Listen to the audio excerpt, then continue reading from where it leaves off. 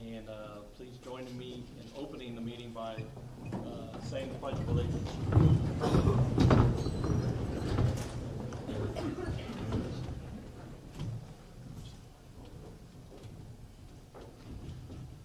I pledge allegiance to the flag of the United States of America and to the republic for which it stands, one nation, under God, indivisible, with liberty and justice for all.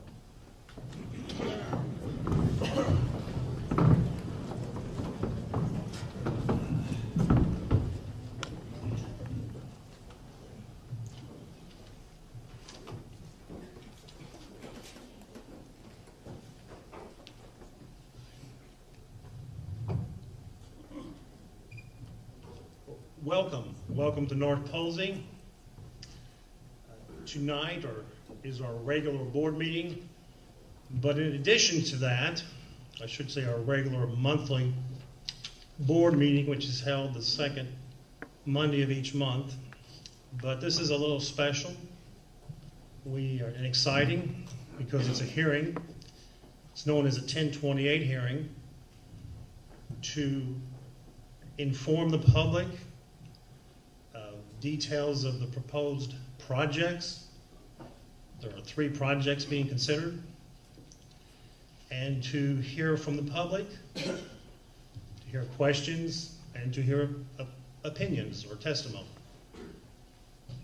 So let me start by introducing the board members.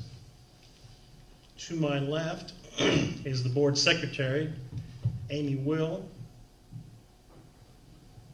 Next, Board President Jeff Gentile,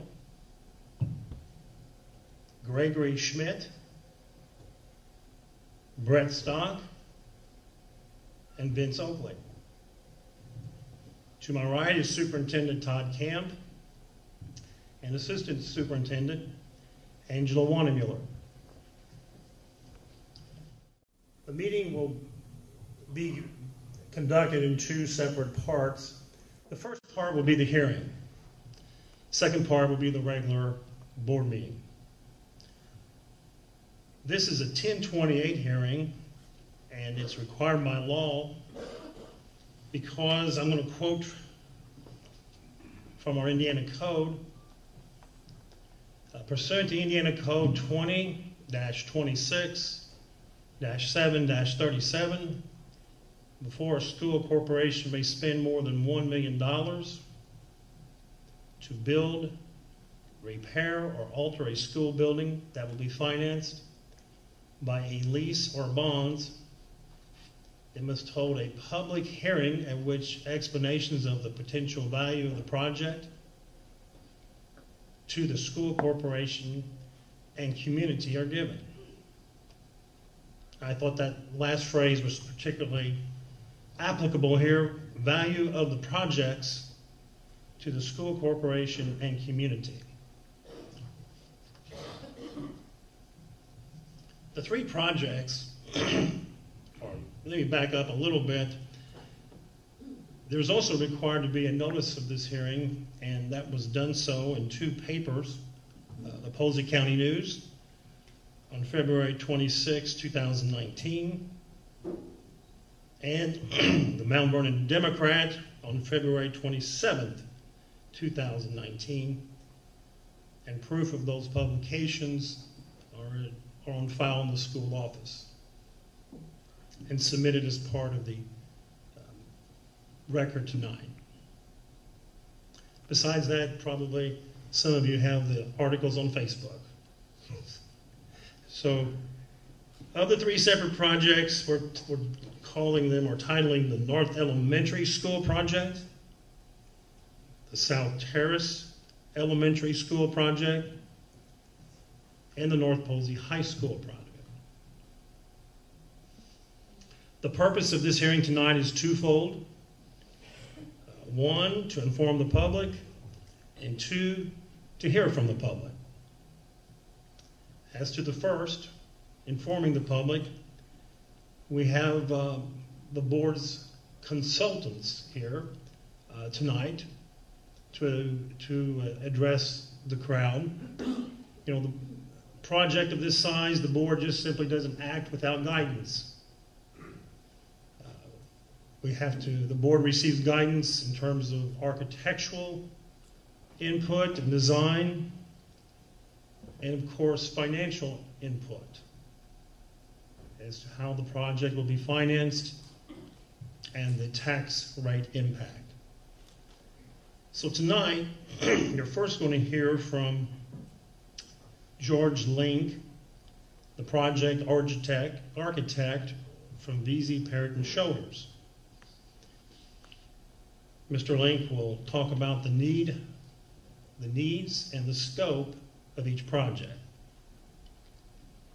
If any of those matters, which some do, roll over into safety concerns, Assistant Superintendent Angela Wannemuller will address those. The second expert speaker tonight will be Jeffrey Hammond from Baker and Tilley, municipal advisors from Indianapolis.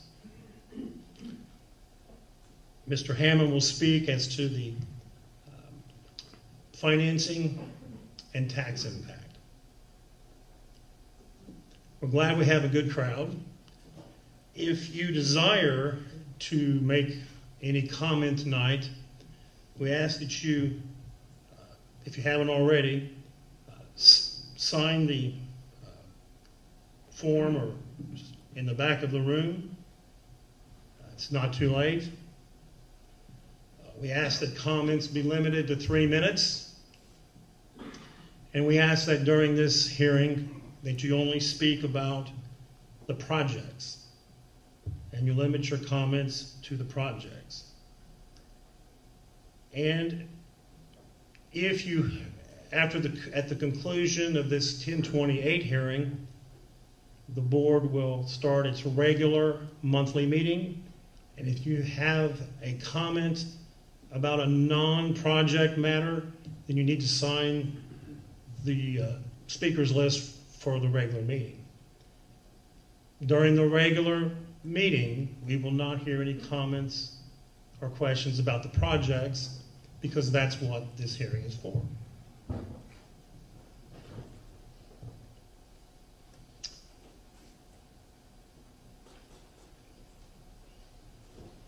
George, I think we're ready for it.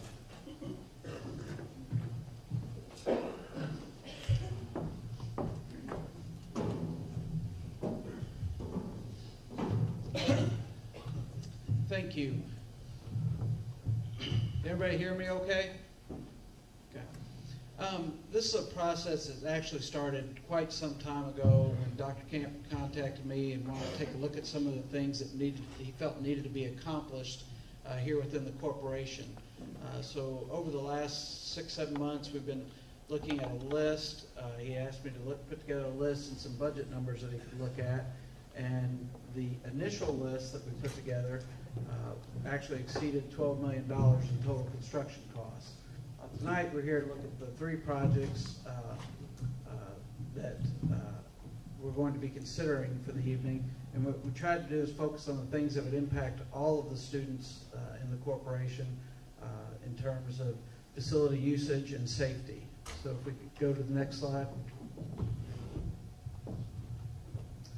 So at South Terrace, we're looking at a project that would expand the parking lot here, create a parent drop-off lane there so that you no longer come back and just loop around in the parking lot back here. You'd actually just loop there.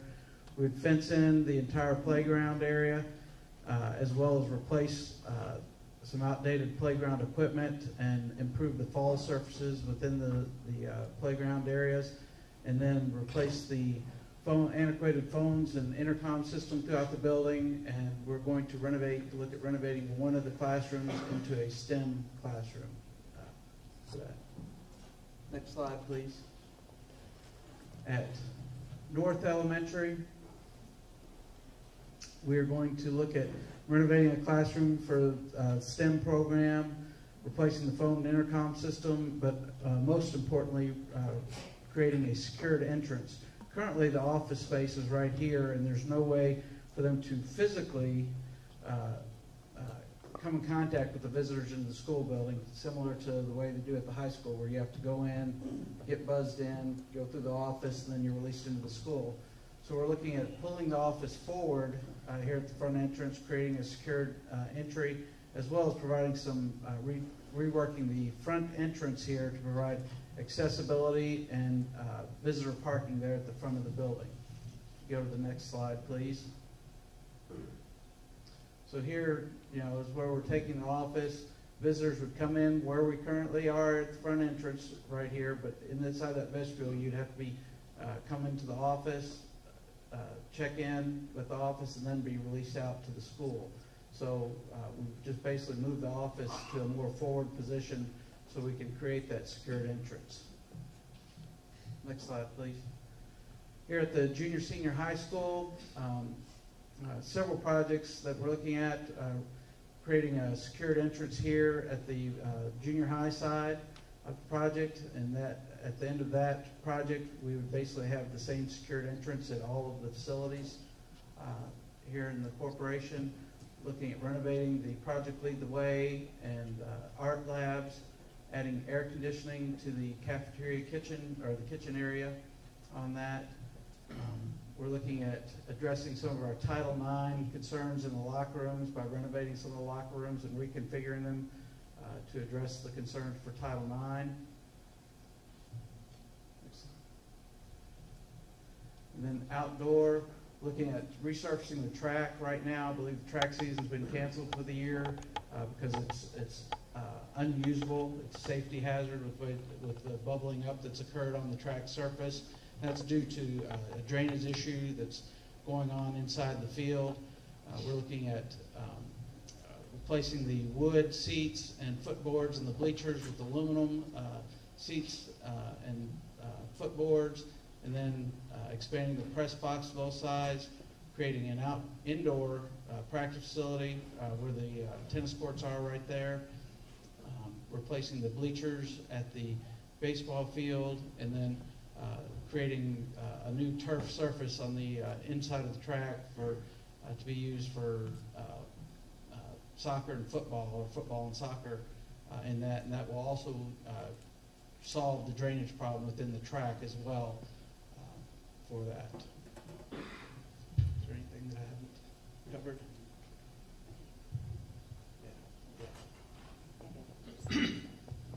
I just wanted to touch on some of the academic needs, as well as elaborate more on some safety needs.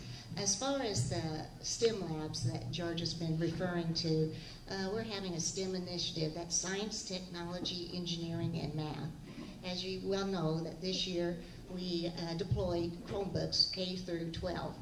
And so we're pretty much caught up on the T in STEM as far as the technology goes. We also mapped out our math curriculum a couple of years ago. So we're putting a lot of emphasis and thought into our engineering aspect of STEM and also the science curriculum.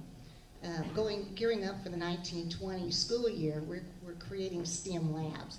And in the STEM Labs, that's where a lot of the engineering projects will take place in the elementary schools. Those STEM Labs will consist of a lot of tools that typically you would see in a junior high shop type of setting, as well as construction supplies that you would see also in an art studio. So the combination of those two comprise a STEM lab, and that's where the students then would do their drawings and then creations of what they're about to design in the STEM lab. For instance, we just have written and received a grant for our elementary project Lead the Way STEM curriculum. In 3rd grade, there's a launch unit where they would design their own rocket ships. So they would first design in the STEM lab what their rocket would look like. They would then project the trajectory of the rocket, then create the rocket, and then also then do experiments with the rocket. So those type of STEM projects will take place in the STEM labs. Those STEM labs, then we will have a STEM lab in each of our elementary schools. In addition, the art room will be reconstructed, and the shop room will be reconstructed in the junior high. The junior high then will expand into a STEM lab as well. these STEM labs, there's clean areas of construction as well as the typical shop areas of construction. There's 3D printers that will be utilized in the STEM lab. So we're still trying to do more high-tech technology when it comes to construction, and that the students then will experience engineering at North Posey K through 12. So we'll have a new pathway that we'll be designing and launching the 1920 school year. In regards to safety, there's a lot of safety aspects of these projects that on first glance you might contribute those as athletic only type projects. But we have 3 different ways that we get our data as far as recommendations for projects, as far as upgrades that are needed, and new safety features. One of the avenues we have is the safety committee that Dr. Camp requested be put together last spring. And school board member Vince Oakley chairs that committee. It's comprised of law enforcement officers, our administrative team, as well as Vince. And they do conduct safety audits, and they also look at our policy and procedure. In addition, we have the Department of Ed. The Department of Ed also has audits that come down. They primarily are looking at our policy manuals and procedure and the records of the different drills that we've conducted. And then lastly, and more importantly, and more comprehensively, would be the property and casual audits that are conducted by Gallagher and Bissett. And that's to keep our insurance for all of our property and facilities. And that's a very in-depth, detailed safety audit.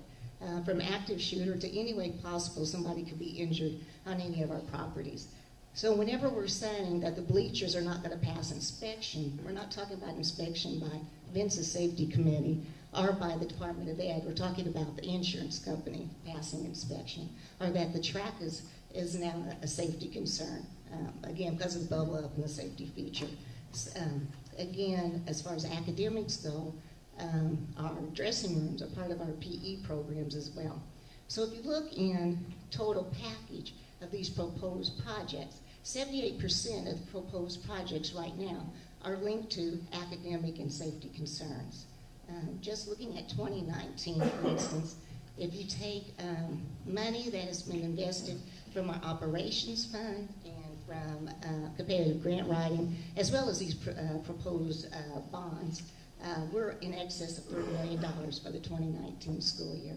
So safety is paramount in North Posey and our #1 concern. If we could go to the next slide. One thing failed to point out, for a number of years, Dr. Camp and I have been talking about potential for a marching space for band.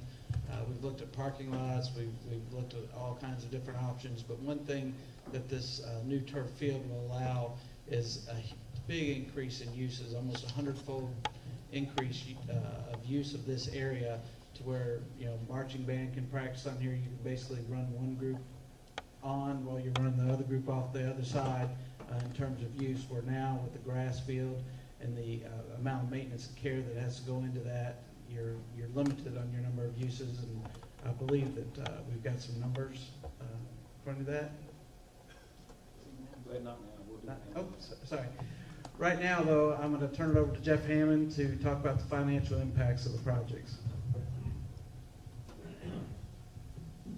Good evening, members of the board, Superintendent Camp. My name is Jeff Hammond, and I'm with Baker Tilly Municipal Advisors. And tonight I'm going to discuss the financial impact associated with the projects that will be considered by the board.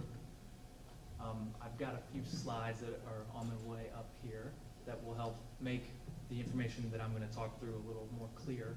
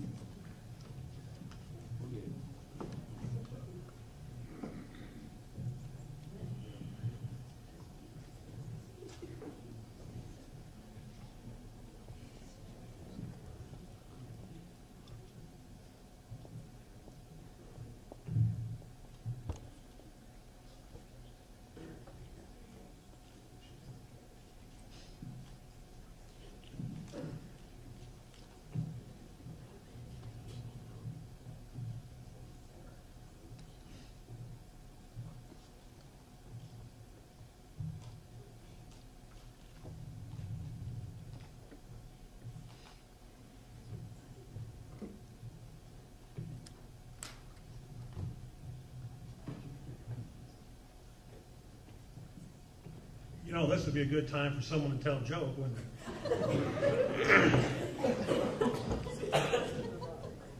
I wish I were a better storyteller. Don't worry, I'm going to spare you.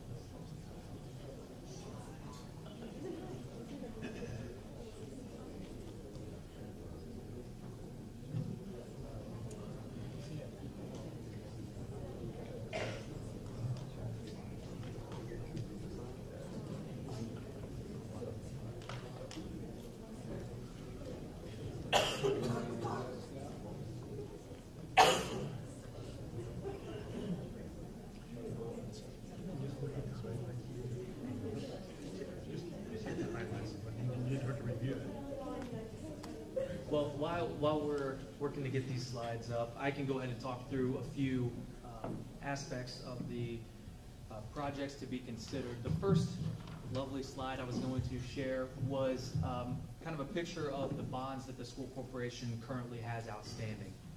There are 2 bonds outstanding currently.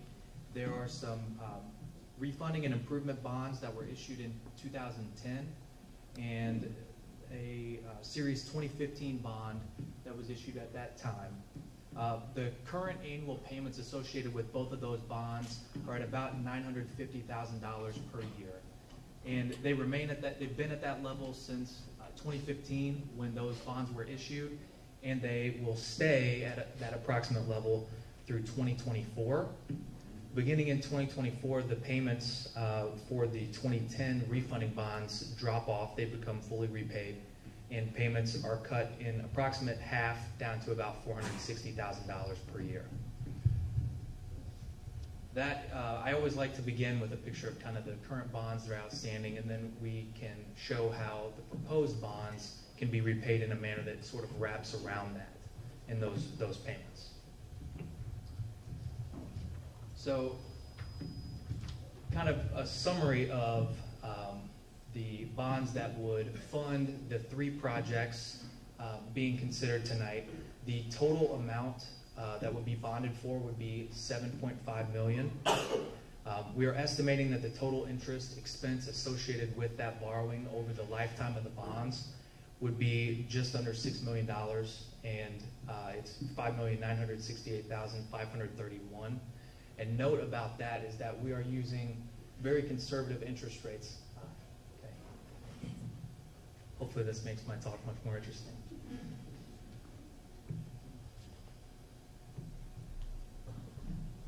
If you can move to the first slide. Okay, so here's the payments I was talking about earlier. The 2 bonds that are outstanding, and you can see, as I mentioned, in 2025, when the 2010 bonds are fully repaid, there's that step down in the annual payments to about $460,000. This slide, I know that's a lot of numbers, it's kind of hard to see. That's just the data that populated the first chart. So you see from 2017 through 2033 what the total annual payments are currently for the school corporation's bonds outstanding.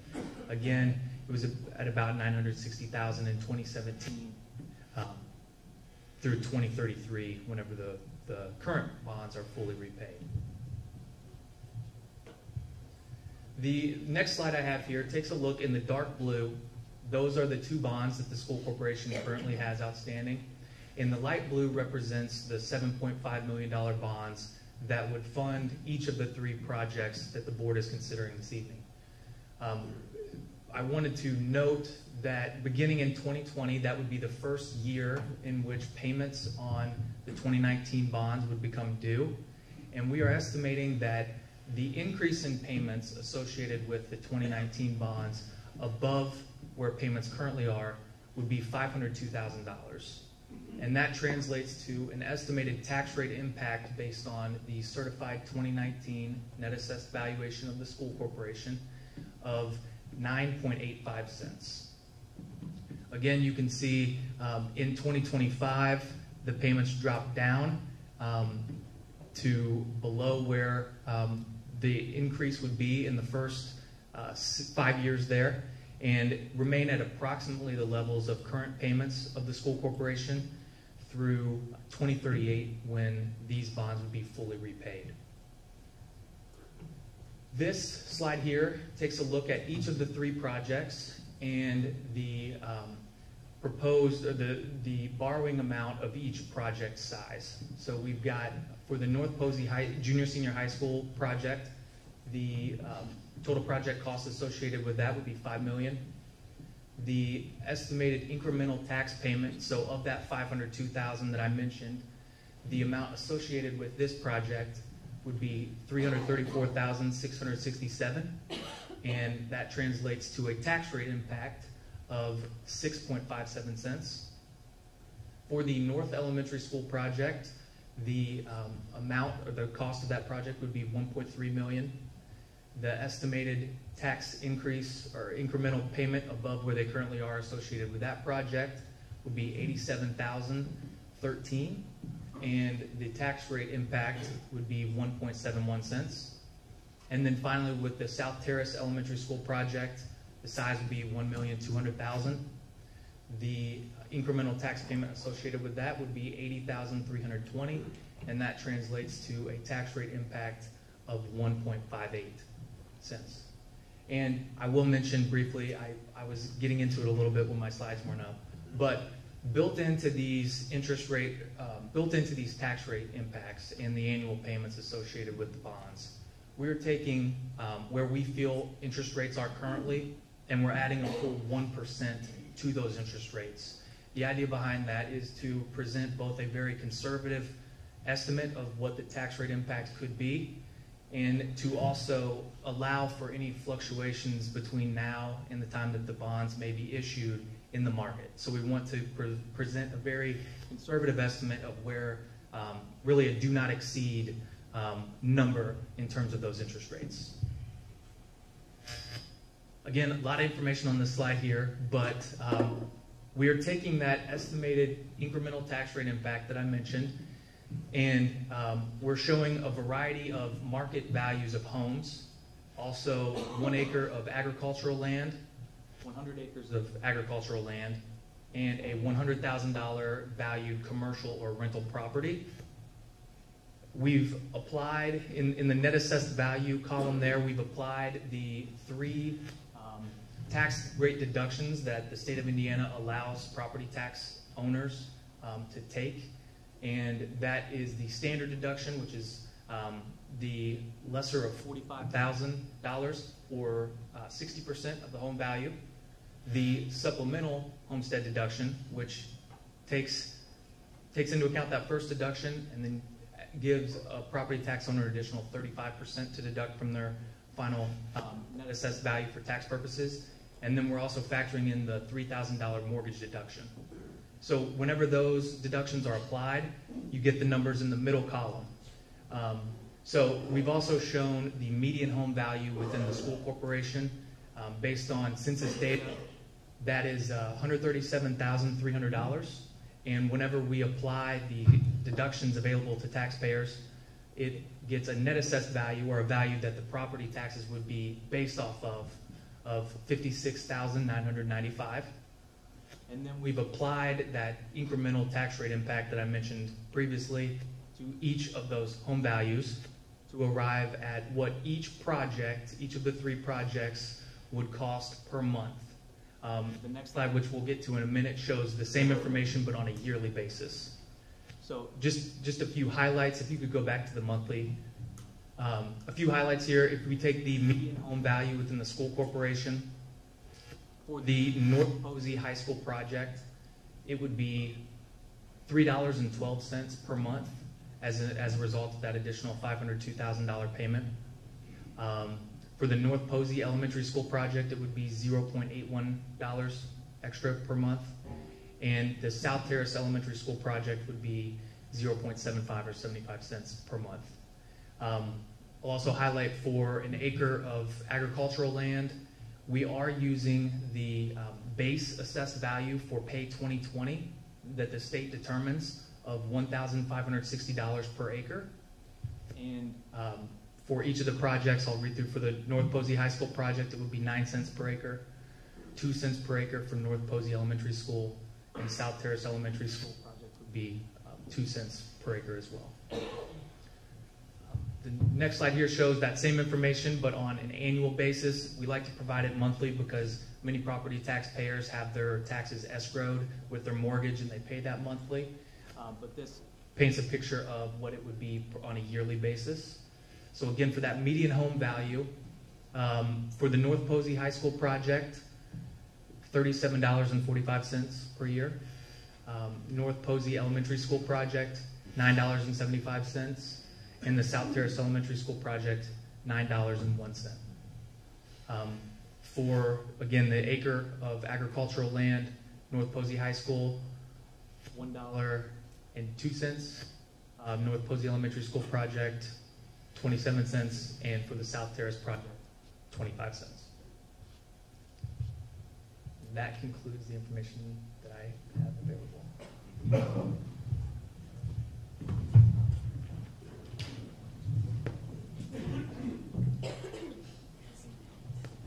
Thank you, Mr. Hammond. Thank you. Thank you, Mr. Link. The next part of the hearing is where we plan to hear from administrators, and I assume they have the order already worked out. So it looks like Mr. Waylon Shank, Athletic Director, is coming out in the bullpen.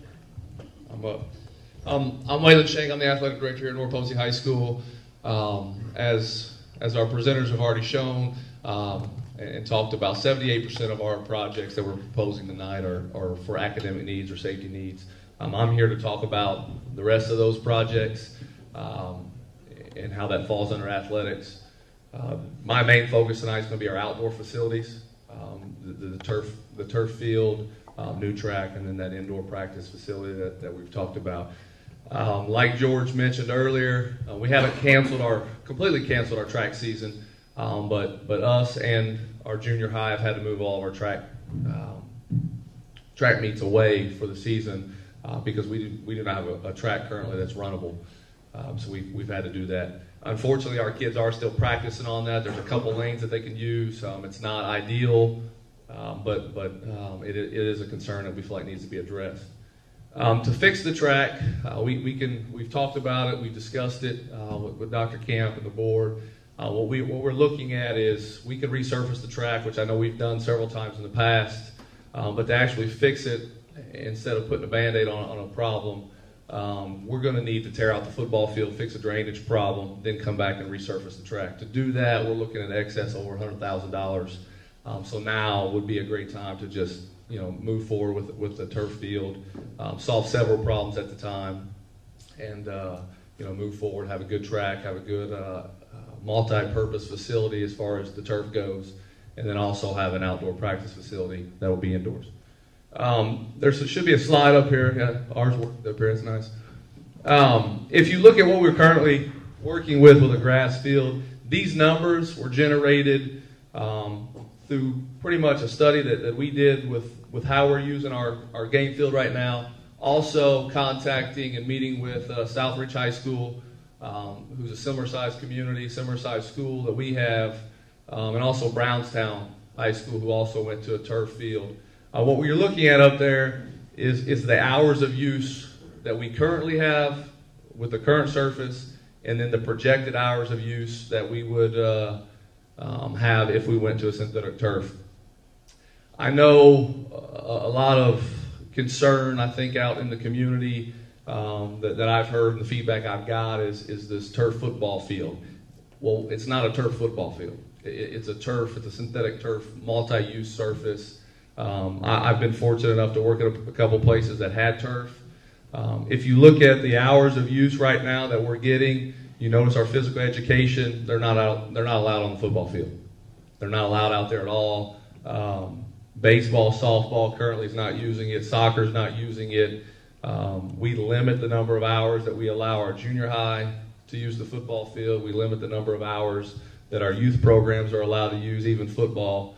I know last year we had to cancel both youth games and junior high games due to the playing conditions and trying to keep that field as nice as possible for our varsity football program. Another major concern, you notice up there, the band, and I know we've addressed it a little bit already. Our band really has nowhere to go. We squeeze them in on the football field as much as possible, but at the same time, if that field's wet, they can't be on it. If football is practicing, they can't be on it. If it gets to a situation, I know last year they had a big band camp.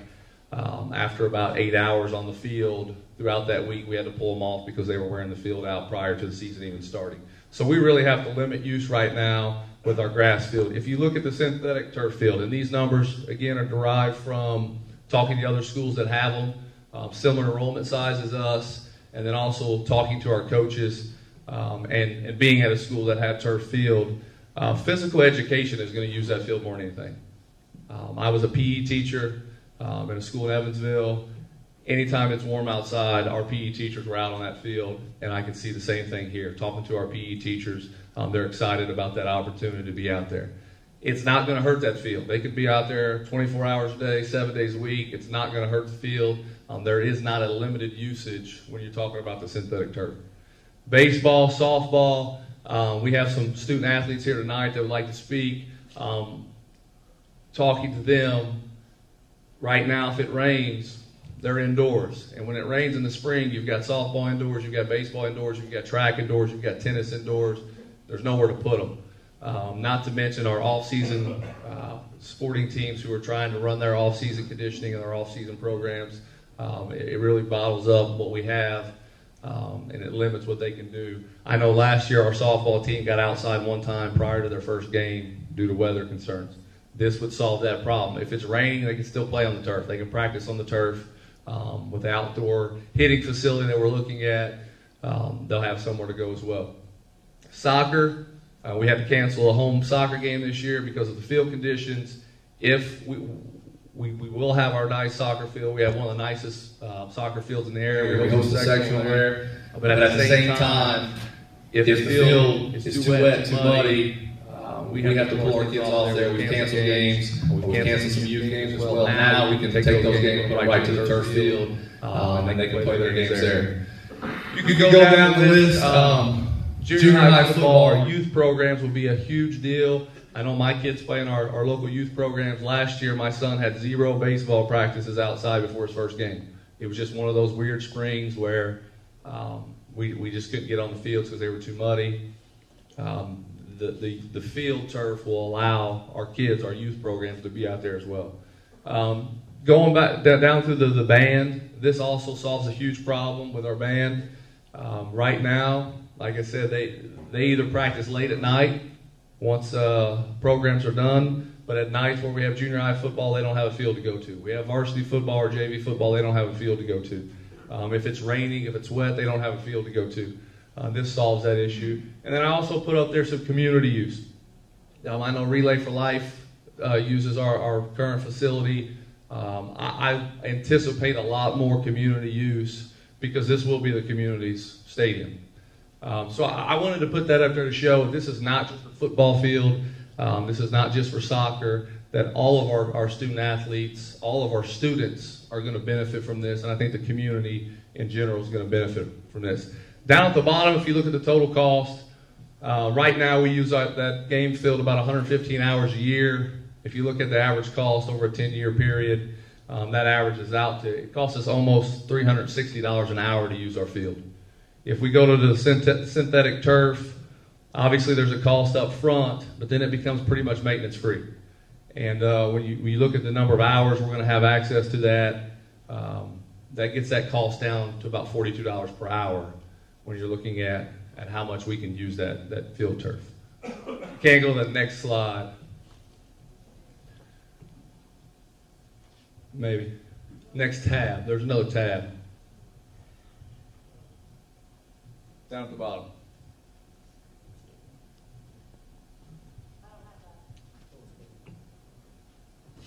It's not on there. We also looked at the kind of a cost analysis of synthetic turf and grass and what it costs for us to maintain the synthetic turf compared to what grass field. Right now, we put in about $35,000 a year to maintain our athletic field. Field turf, estimated cost a year is about $1,100. So over the course of a 10-year period, we're going to save money. Over 20, we're going to save a lot more money. That eliminates a lot, your paint maintenance, your fertilizers, your lawn care that we have to do on that field, and it also allows our kids to get out there. So I don't look at this as a want. I look at this as a need. I don't think there's been a whole lot of upgrades to that stadium, our outdoor facilities in a long time. This year alone, we had light fixtures blowing up during games. We had a dark field. We had the scoreboard go out. We finished the game without a scoreboard. We're canceling track meets. We're canceling events. Our kids work really hard. They put in a lot of time. I think it's important that we match their efforts. I know it's a tax burden on the community, but I don't think there's a better way to invest in our kids. So, again, thank you guys for your time.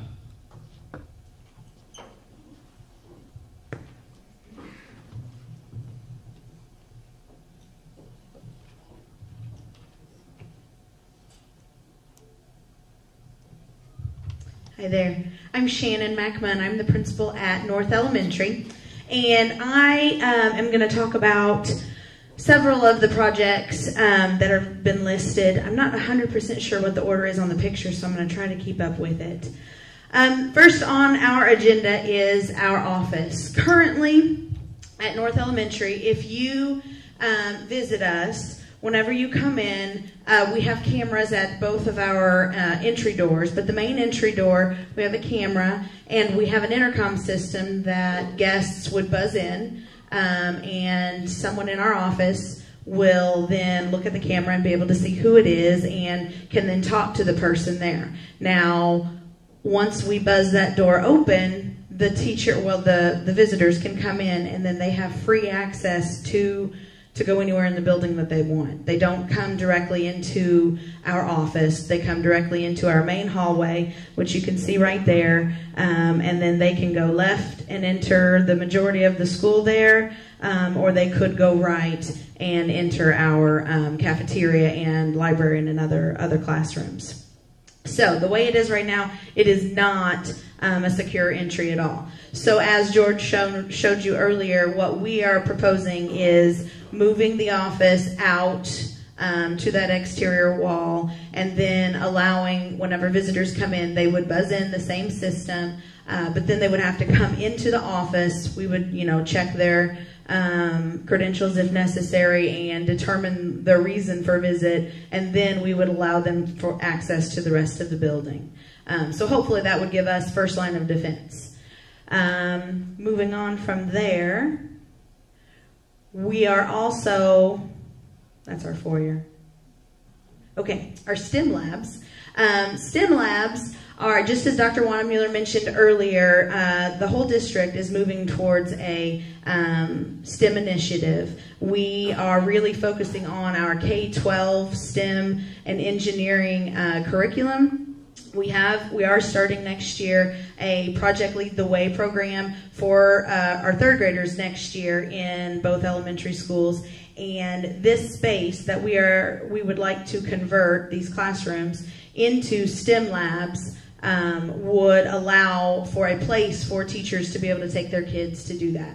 Currently, I have several teachers that have STEM bins in their classrooms. They're doing activities like this in the classroom. This will allow for some space for them to do those sorts of projects. What we're proposing in these rooms is taking out those lockers and adding countertops and storage that will allow for things like 3D printers, allow for small storage, because one of the part of the equipment that we would like to incorporate would be a lot of robotics type material, circuitry. Those are little pieces. Those are little things that we need to keep organized, because whenever you've got little ones, I know that you all have seen your little ones' class bedrooms. We don't want it to be like that. I don't want it to be like my kid's bedroom. So we've got to have lots of storage. Let me make sure I'm not missing anything on that. Okay, the front of our building. Currently, the front of our building is comprised mostly of concrete pad, and then you can see to the left and the right there are large brick planters. These in the project we are proposing that those would be removed. We would remove the planters, and we will widen the front loop that we currently have drop off and pick up at in the building. By doing that, that will allow us to have 2 rows of cars parked there, which will allow us to get more kids into the vehicles in a more efficient manner whenever we are either loading them in the afternoon or having drop off in the mornings. Currently, we have 1 lane, and it works, but lots of parents have to park on the street or around the block or in the back and get out and walk around. So this would allow us to keep more of the traffic off of the street. Hopefully, we've worked at not blocking Church Street during that time too, but hopefully it'll allow for a more smooth process in the mornings and in the afternoons.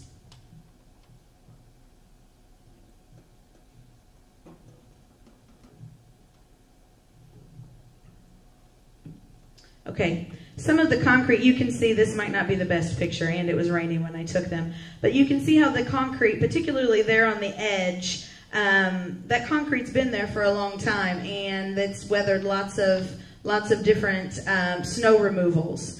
And so part of the concrete is chipping away. So that concrete, the existing concrete, needs to be resurfaced. That is a safety issue. That's a step right there coming off of the front of our building. That has to be replaced, because that is absolutely a security issue or safety issue, not just for our kids, but also for our community. A lot of you visit the building, and a lot of people come in and out, and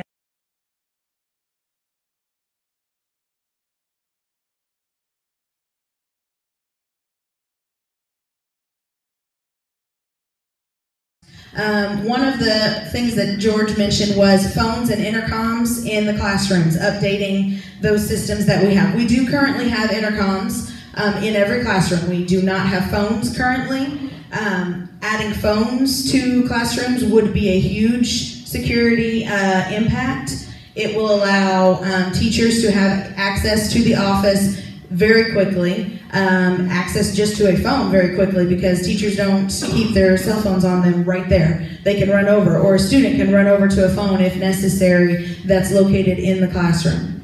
As far as intercoms, and with the office proposal, whenever we would move the office, of course, that would also have to move the intercoms and everything that's currently in the office.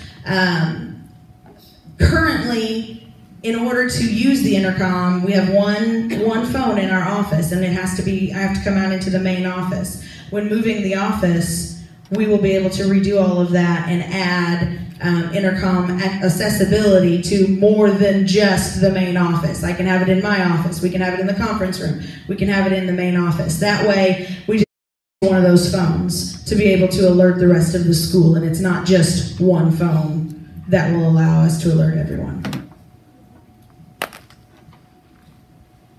Our HVAC in the cafeteria, that is an absolute security and safety measure. I know you know it gets hot in the kitchens, so we've got to make sure that those staff in the kitchen have proper AC to make sure that they can do their jobs and do it well and be able to stay cool in the whole process. Because whenever you're cooking for 432 kids every day, it gets hot in there.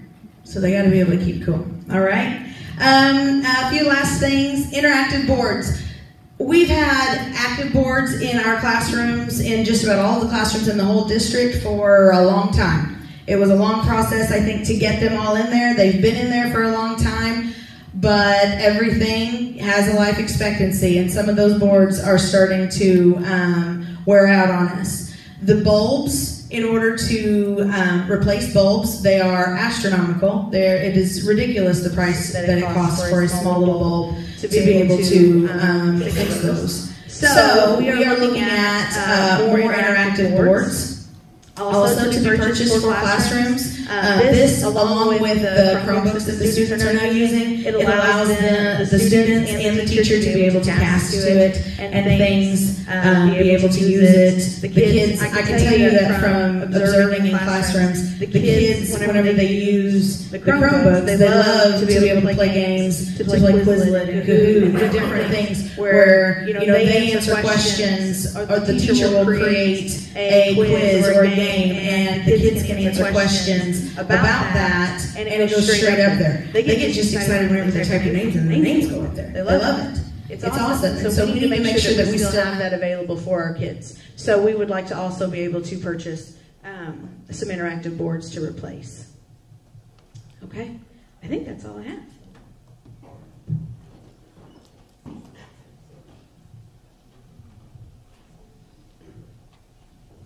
Hi, my name's Erin Kester, and I am the principal at South Terrace Elementary School. I am going to kind of go off the slides first and then fill in the gaps like Mrs. McMunn did. One of the first items on our list is our playground. If anyone has visited our school and seen our playground, you know that not only is our current equipment unsafe, but it's also outdated, the style of equipment that we have currently up. So at the beginning of the year, back in September, I had started meeting with our PTO and our staff about needs and wants of the school, and we immediately identified changes in the playground. The PTO was generous enough to take on efforts in remodeling this, and soon found out that the cost was going to be, more than what they could do. What we needed them to do was more than what they could handle in a short period of time. So the playground is definitely on the list of things to do. This is our back area where we currently have our Y-Care drop-off and pick-up traffic come through, as well as delivery trucks. There's also playground. This is playground area for our kids right now because they just really don't have many other places to go.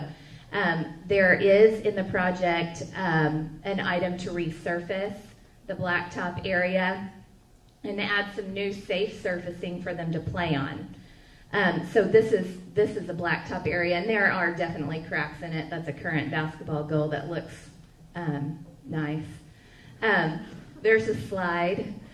You can see, and that slide's not very old. This is another area, a different item, which is our part of our pickup and drop off. At the beginning of the year, I didn't really like how the pickup and drop off went, so we changed some things, and thanks to all of our parents, it's working well right now. But adding a wider turnaround for them to pick up and drop off, so we can continually have kids going in safely, cars turning around safely, and exiting the parking lot safely. So that's the area that would be redone. There's a little closer look. You can see there the pavement also is in bad shape and needs to be redone.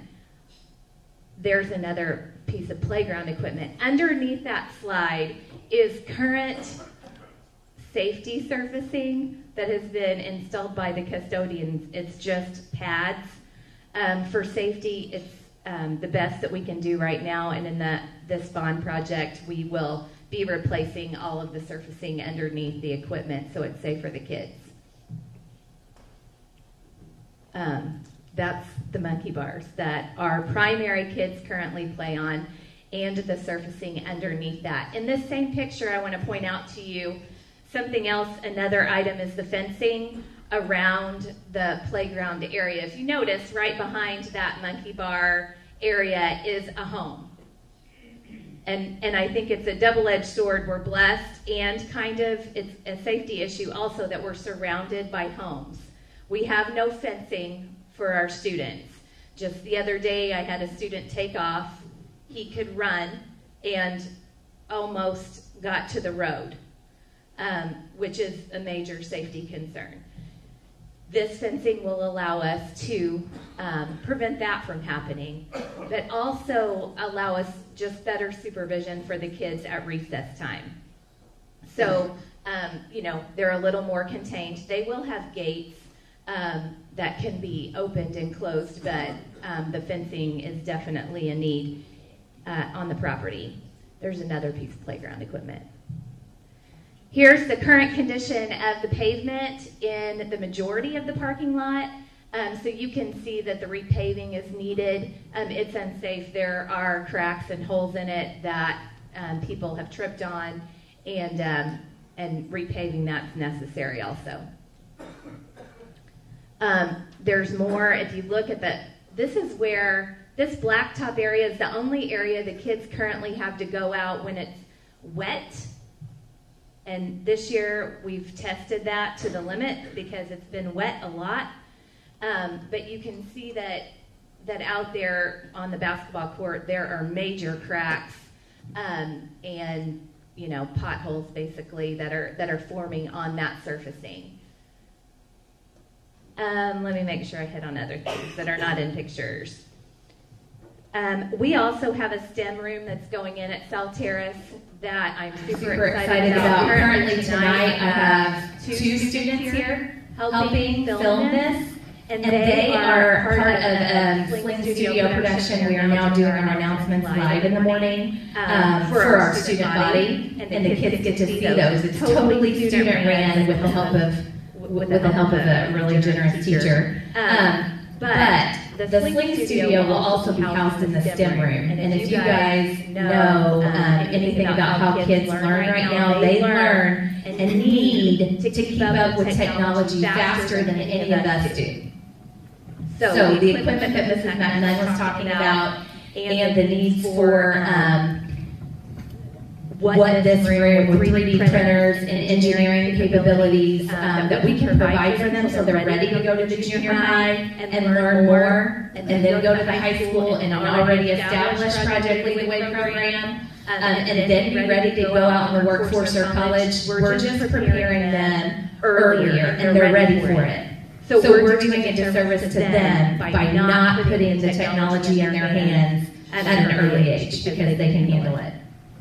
The setup and needs will be similar to North Elementary, so I'm not going to repeat those. After doing a safety audit at South Terrace, one of the main concerns, we have a secured entrance. We're fine with that. But one of the main concerns is the cell service in our area. You cannot hardly get any type of signal. So if you're a teacher in a classroom and something goes wrong and you need to contact the office or dial 911, you are stuck because you can't, because you cannot get a signal. The safety committee, some of the members, Jay Ricken helped research ways to try to improve our cell service, and it's not cost effective compared to putting phones into the classrooms, the old-fashioned hardwired ones. So that's part of this project, having those phones in the classroom for immediate contact for a student or a teacher to pick up if there's a need, and a medical need or a safety need for any reason is crucial in my opinion. So those are part of the issue also. I think that's about it as far as Oh, the last thing is a parking lot. Sorry. We have great community support at South Terrace, and I love to host events at school. But if you came to our Christmas program or our chili cook-off, you know that there was a major safety concern parking and leaving that area, because we had so many people show up. We were fine in the gym. We can set up and seat people, and we can try to direct traffic inside better, but we had no parking. People were parked in the ditches, they were parked in people's driveways, they were parked down the road. Coming and going is unsafe. So this project, another item is additional parking, which I'm super excited about, because I love having the community on our property, but you need a place to park. So we're going to add that in this project. And that's it. At this time, I think I'll turn it over to Mr. Kavanaugh. My name is Steve Kavanaugh. I'm the principal at North Posey Junior High School. And I just have a few points to put as far as the bond with junior high that we hope. Some of the points Mr. Shank put out, I just want to remind you, that's not one school. That is 2 of our schools using those facilities. I have 4 home track meets that are now away. And you have to understand, a school our size, it's important to have those gates, because that's what we use to keep those programs going. So that was a big deal, but we're going to get through this year and that'll be fine. We're looking forward to what the future has with that. Another thing, when I think the first game of the year for football, I think we were actually before the high school, where our parents were coming to me to look at the bleachers, and I actually was putting cones on bleachers on sections of wood that we could not use. For some reason, they thought I was a good tester on which boards are good and which aren't. Actually, I think there's a few cameras out just in case. But no, I mean, they were in bad shape. So we had 3 different areas that we blocked off that people couldn't use. Just doesn't make us look real good. You know, we're doing everything we can. Our kids are working hard. We want to make the facilities look good, and obviously we want our facilities to be safe. Enough on that. One of the other things, we also in the junior high are having a STEM room. A lot of work is being done to those. 2 of our rooms, the cabinets have never been replaced since the building was put up. So it was time. I've actually tried to kind of screw together, re-glue, put them together, but it's time. If you saw them, you know what I'm talking about. But some of the projects that we used to do, Mr. Welch did the bottle rockets. I think that's now going on to down to the elementaries. One of the projects we had in our STEM was the prosthetic hand, where as you raise it, it grips. So for junior high, they had to figure out the engineering behind that and how that works, and to create that was a really cool project. Third, with the safety, probably one of the most important things to me, as a young principal, I thought this is just what you did. As we buzz the parent in, and they just start walking down our hallway, and so I just run in and try to find them, and call them back. That's always been okay, because there are parents that just didn't realize it so far. It only takes once that somebody's angry, looking for somebody. I'm not there to get them, and you have a problem. So really excited about that project that's coming. That was again from our safety audit, one of the needs that we found. Very excited about getting that and putting in a second doorway where they have to come into the office and be buzzed in. They're buzzed in now, but they can just take a straight shot through the school if we're not watching. Just one last thing. I think it's a project that's not even a part of the bond issue, but our domestic water lines in the junior high. Our kids get lots of iron right now, and actually to the point that it's rusty. Whether it's they're washing their hands or the water fountains. I guess the point is, without the bond, there wouldn't be money in other areas to replace these water lines. So we're excited about that. We're excited about the things that it's going to affect all our schools. Dr. Street? Hi, my name is Scott Streeter. I'm the principal at North Posey High School. I've been here 16 years, and I want to take a real quick opportunity to, we found out Friday, for the 6th year in a row, the high school has been named Indiana 4-star school. So for the kids that are out here right now, and the teachers and staff, we're been able to be one of the very few southwestern Indiana public schools that have achieved that mark, not just for this year, but for the last 6 years. I thought Aaron and Shannon made really good points before I speak briefly about what we're wanting to do inside at the high school, that everything has a life expectancy, and we also host, and we like to host a lot of things at the high school. If Amy pulls up the first slide, I think the first one is just a few pictures of our parking lot. You know, that's where our buses come in at. So we have 2 large holes there that need to be repaired. So there are, if you go to the next one too, Amy, there are several reasons for us to be able to spend some money to be able to resurface the parking lot, because we do have a lot of traffic at the high school, not just our kids, our parents, but also other students from other schools and other parents of other schools as well. And we need to have a surface that's safe for our visitors and for who comes here every day. Okay, next one, there's just examples of cracks. Some of you that are in the audience right now are North Posey grads. Some of these pictures of the boys' PE locker room might look familiar. They might still be the same for whenever you were when you were a student here, and going back to there being a life expectancy.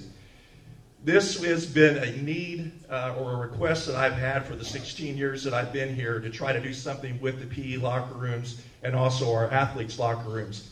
If you've ever been a freshman boy and you've been in a locker room, there's a little bit of horseplay going on.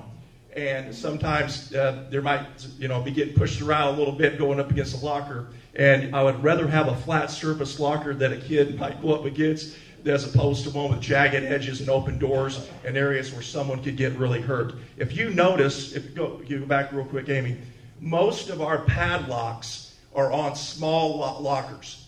So another issue that we have is sometimes if kids have too many things in the PE locker room, not enough room to put into an actual locker that's a large locker to secure it, then, then we're having issues with who's getting things stolen, and that creates a whole nother issue.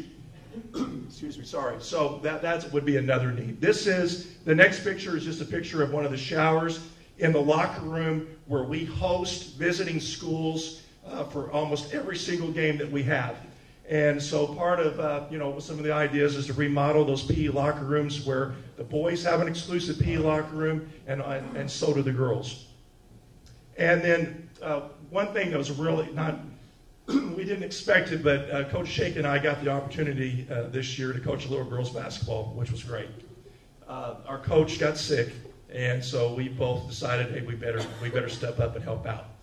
One thing that we got to see firsthand that the girls have probably been trying to tell us for years, and then going to other schools, our girls got to see, is that if this right here is a view, and whether or not you're a girl athlete for volleyball or basketball, or even maybe softball, you're having to sit on the floor or scooch out and reach around and try to see around the corner if you're over here to the left to try to see the dry erase board if we're trying to do something and show the student athletes what we can do to be a little bit better. So we saw that firsthand. And the next slide is our current softball team storage, where if we were able to use some bond money and do some of the projects that we would like to do, our softball team would have an area where they would have their own space, where they would not have to load up the shower in the girls' locker room for their equipment.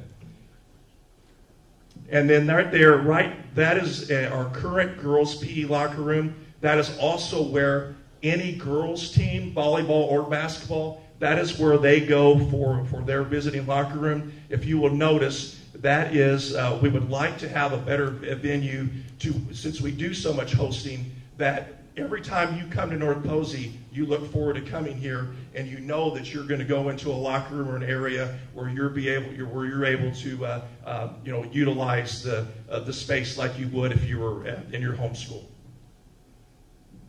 And then right there's another picture where right now some remodeling. There's really no need. I think George agrees with me. No need for 4 sinks in a small locker room. when we played in the sectionals this year in girls basketball, and this was the first thing they came to us talking about, is, have you seen Forest Park's girls basketball locker rooms? So I had Doug Loudon from Forest Park send me a few slides of an idea of what we would like to eventually get to. And if you will notice that that we want our student athletes to be able to have kind of their own area, but then also with technology, we've done a great job, and kind of more of piecemealing, and Dr. Camp and the board have done a great job. Amy, if you go to the next slide, of making it to where we've been able to maximize the amount of money that we've had to create a fifth science room, to be able to have a school our size have Project Lead the Way, not only in science but also engineering. And so we've been able to invest some money academically into a lot of technology, but our kids are starting to see that a lot of the other schools are investing money in technology as well into their locker rooms. And so, for example, Forest Park has a ceiling-mounted LCD projector. And if you go back to the last screen, there are speakers there, but that board right there not only is a dry erase board, but it's also a board where the game film can be shot directly onto the board. And whether it is before practice or it's during the middle of the game, you can actually pull up the game footage and draw directly onto the board, which, I would think that, I want to be able to show my student athletes that we care about them as much as some of the other schools are, and committing some money to some of these upgrades. And then this picture is probably hard to see. You can see the bubbling there in the track that Coach Shank and Mr. Cavanaugh talked about earlier. Even during the football season this year, several people that walked across the track tripped. And so you can imagine if you're simply walking and you trip, what it would be like if you were actually running a 400 or you were lined up there ready to run the one. That's a little bit better shot right there of what we're dealing with the drainage issues. And then lastly, I showed a few pictures of our bleachers, where right now we're kind of piecemealing things for safety reasons, where at some point it would be nice to be able to invest all the money that we could to make sure that we had a safe structure and had what we needed for our home side for our football games. And then that right there is just the surfacing that's outside of the bleachers. Okay, thank you.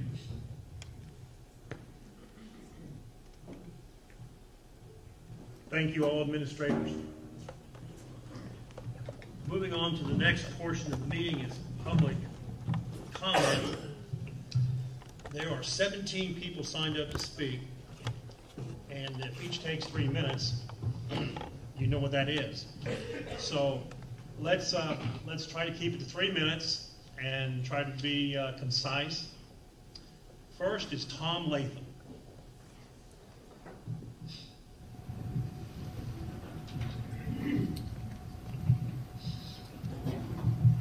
And I was told at one point that the timer might be on the projector. Is that correct? I thought we were here to ask questions. No, this is you don't ask questions. That's your comment period. So that's when you use that for 3 minutes.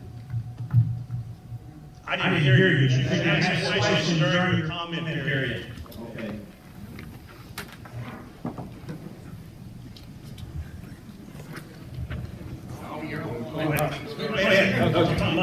First of all, I want to take an opportunity to thank this group of people who may have been such a fantastic group to work with on the safety committee. Dr. Camp appointed me as one of the folks on the safety committee.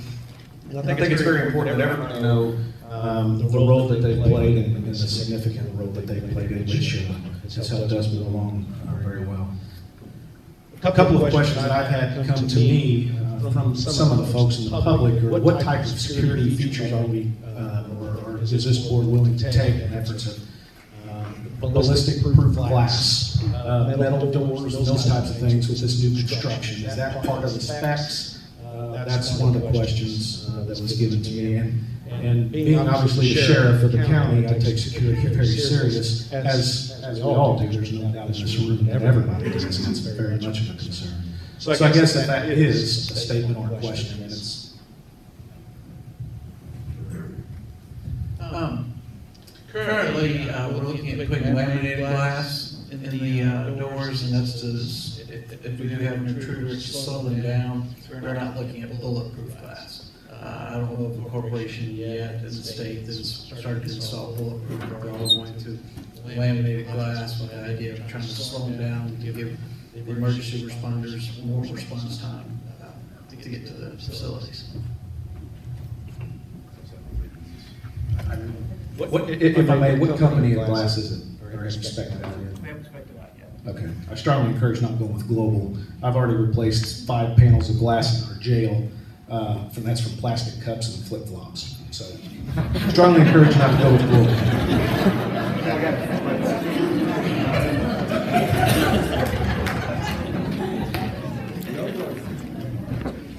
I suppose if you've invested in Global stock, you need to sell. Rick Nightingale.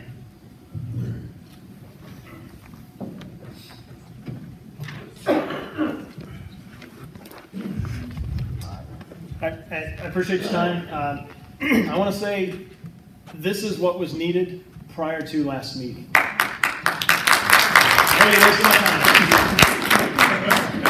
When you clarify and you provide details, you get less resistance. Because a lot of the projects that you want to do, I'm one of the staunchest opponents of it. They make a lot of sense. But when people aren't allowed to understand what's transpiring, when people feel like they're kept in the dark and there's no transparency, you get resistance. There are a few things on here that I still think are a complete waste of money. A turf field, it sounds great. And the increased usage, bringing down your value per hour, your cost per hour sounds great. But we kept hearing, well, soccer will use it, softball uses this, that. Everybody can't be on it at once. Now, some of those are different seasons, I get that. 20, 30 years, is that the life expectancy of the turf field? Because a lot of warranties that I'm seeing are 8, 10, maybe 20, but they don't have 30-year life expectancies. So that changes your metric. That changes how those numbers play out. Is there going to be a breakdown of each project? $5 million for the high school, junior high combined. Are we going to be able to see how much is the turf field? How much is the turf field? How much is the hitting facility or indoor, outdoor, whatever it's called? Commitment to open usage. That'd be nice to see. If we're going to spend all this money on a turf field and we say everybody will be on it, the next time I come to Relay for Life, am I going to be told don't get on the field because we don't want to wear it out too soon? Because they do have a life expectancy, and it's not completely without wear. Everything wears out. Everything wears out. Using band as a justification. I came from a high school that regularly had a state championship band. We had hundreds of students in our band. I wasn't in it, but it's, I don't have a problem with band per se. But to use band that at the end of the last season, I believe had 21 kids in the marching band as a justification for having a turf field, probably not the best. Now, there are other things that make sense, but I don't know that the band would be the one. When the 2010 bond drops off, will property taxes go down? Or will that be an opportunity to say, hey, one of the bonds dropped off, we're going to take out another bond? Because if the payments to the school district go down, the property taxes should go down.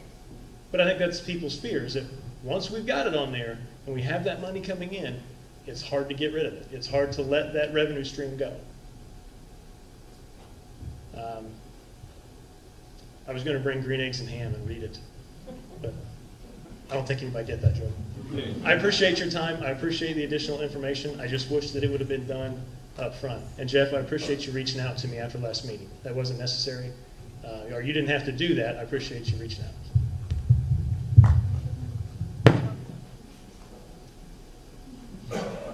Linda Butler.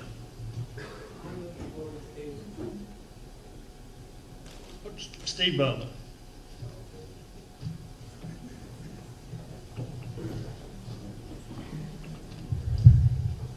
Apparently I was uninformed because I never heard anything about a $12 million figure until today.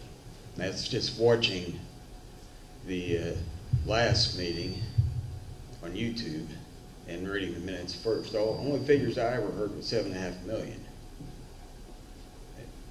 So I assume that's what the project was costing. That never was brought out. Do you know if it's ever brought out? We're talking about $12 million is what he said. No, when we started, we created a list that exceeded that. The Yeah, list had been I pared realize down to that, $7.5 but still yet, it million. never was clarified. Hmm? It wasn't clarified enough to me. That's what my thinking was. It was a $7.5 million project. That's what it is. Okay, where does The it? list was pared down through conversations with the board and the administrators to what they really wanted to focus the project on. Okay, what's the $12 million that you were talking about then? That's when we created the wish list throughout the whole corporation. If we did everything that everybody wanted to do, it was exceeding that. But the board's Well, I heard people talking about $30 million too, but the thing of it is, I didn't get that out of your conversation because it just, well, we couldn't ask questions right then. I heard the $12 million, and that's the first time I've ever heard it. But I've got a couple of questions about the turf too, and part of it is you hear numbers over the place about the longevity. So that's a question, because we're talking about $750,000. I mean, if it's 10 years, that's still $75,000 a year. But if it's 30 years, that's quite a drop. Everything's got some kind of life, like Rick said. But that's still an important question. We're not putting any numbers in there for depreciation, and there weren't any numbers in there as far as interest on the $800,000 or whatever it take that you have to borrow. So that's just a couple of things in the formula that I don't know, I'm not seeing in the numbers that you gave, nor Mr. Shank, but maybe the turf thing works out better than I thought it would, because I kind of had objections to the turf and enclosed practice area to start with, but now I've kind of lost all my time with asking these questions, try to get it clarified. But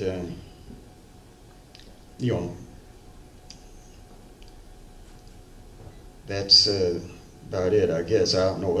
I'm concerned about the future because I'm seeing a couple school districts going broke, and teachers yesterday were protesting in Indianapolis for higher pay. So I mean, we could be looking at big tax rate increases for who knows what in the future. Okay, my time's out. Thank you.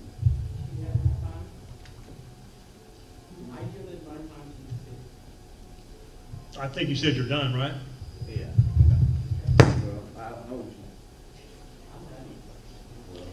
Mark Side.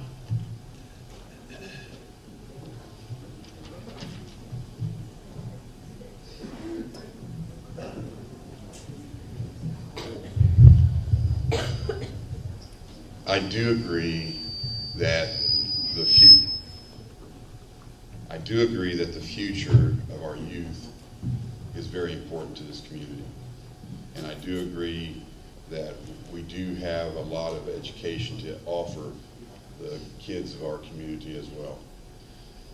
There are some things that have been brought to my attention. There's been some papers that have been given to me through the process of what's been done publicly, through the website, through everything else.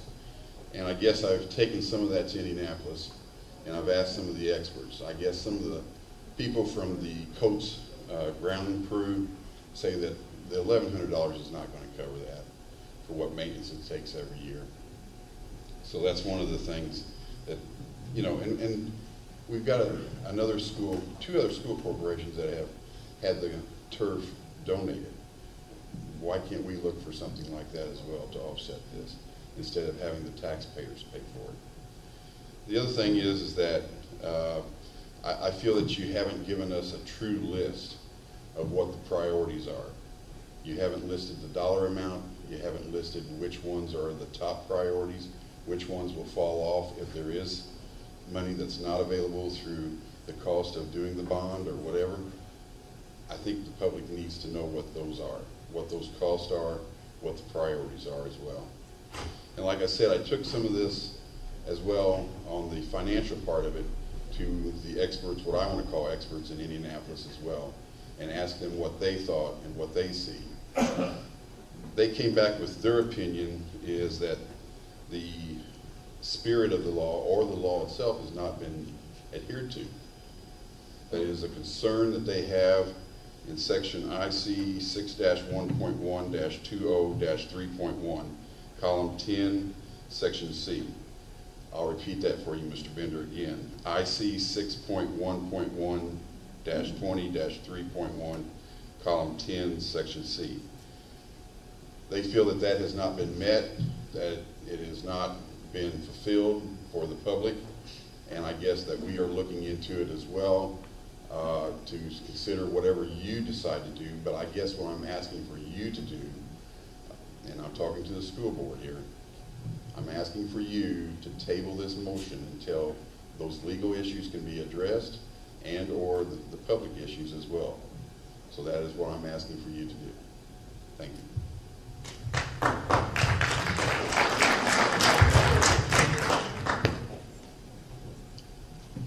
Cheryl's side.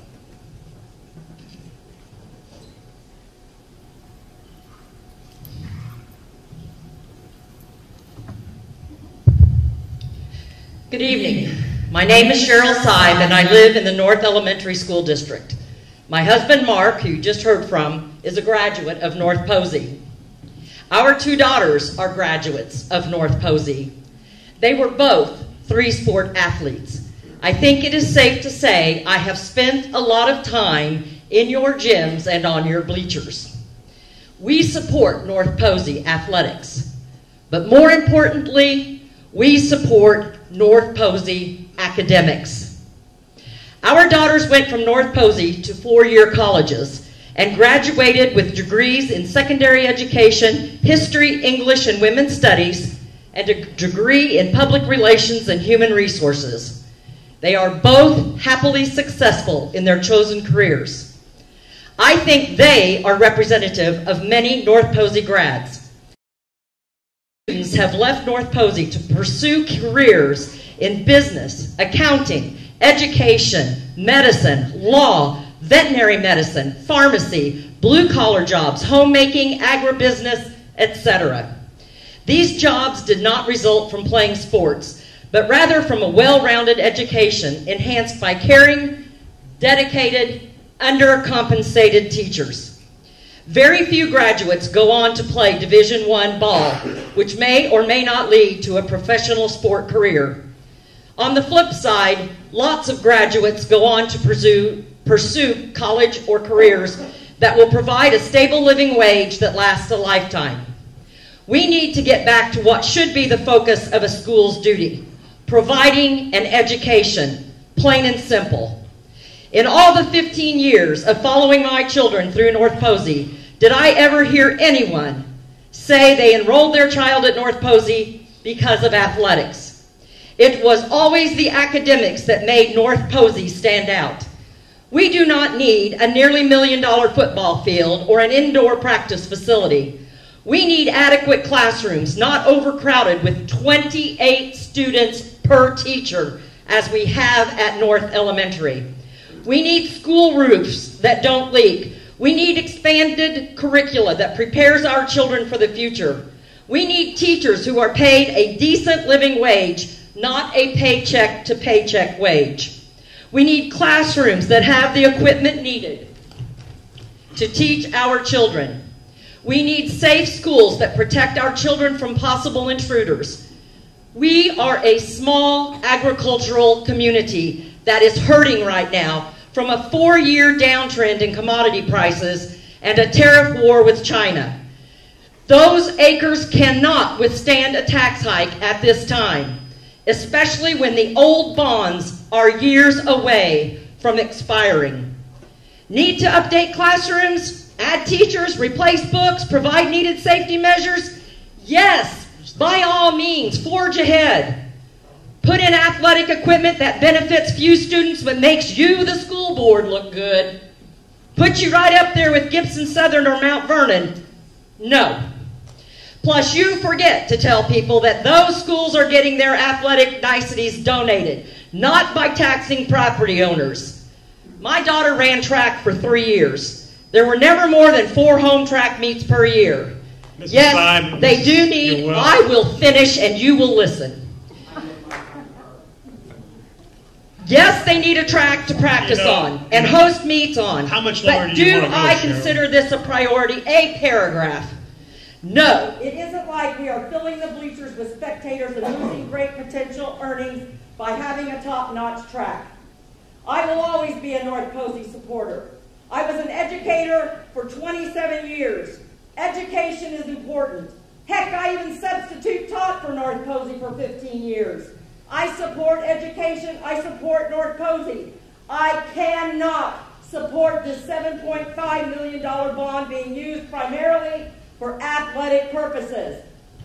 I urge you to table this issue until you can clearly and concisely let taxpayers know exactly in a detailed line item proposal what this bond money is paying for. It is said that those who have nothing to hide, hide nothing. Thank you.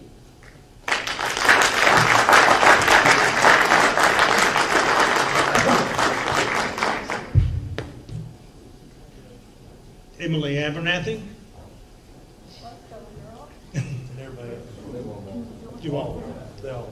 Yeah. We'll come.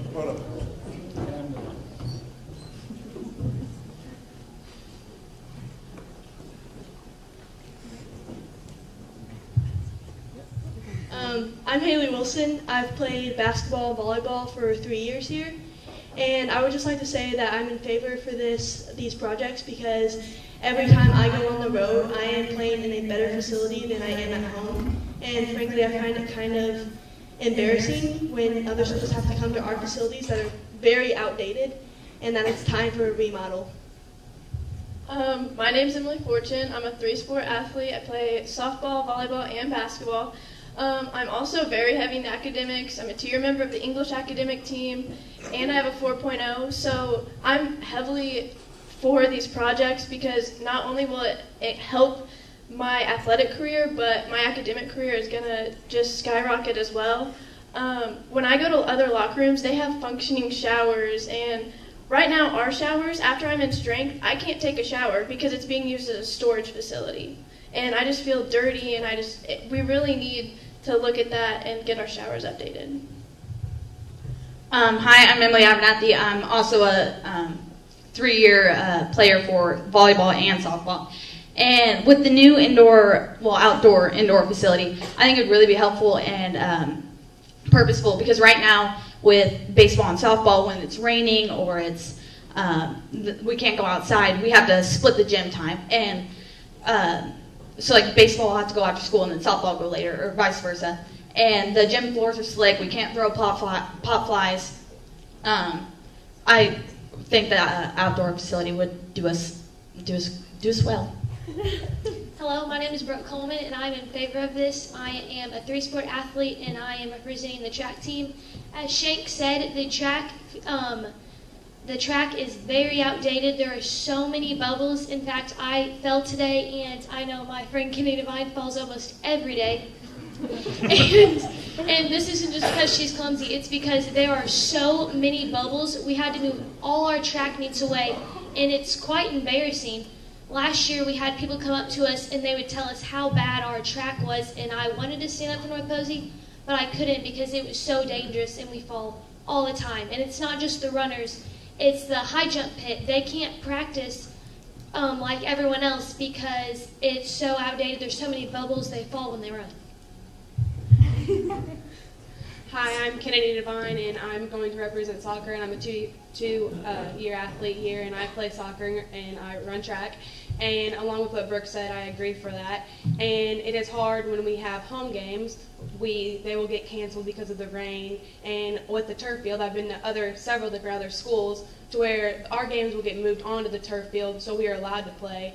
And some games are hard to get rescheduled. And oftentimes when we have open gyms where we can practice off-season, we cannot go outside because it is too cold. And the gyms are being used for other sports because basketball is usually in season. And we are sometimes pushed into the hallways where it's right after school, there's teachers, we're kicking balls, so we could hit teachers, and it's just very unsafe.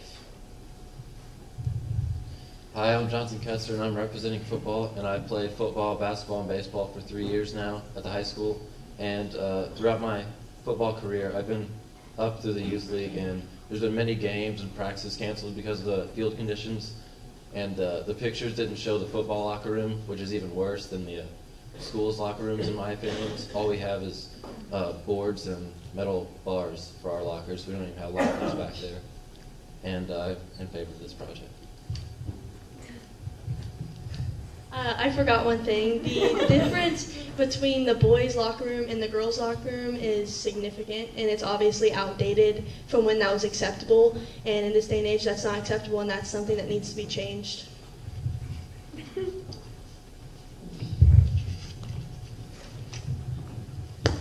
Okay, we have 3 more. Aaron Wilson.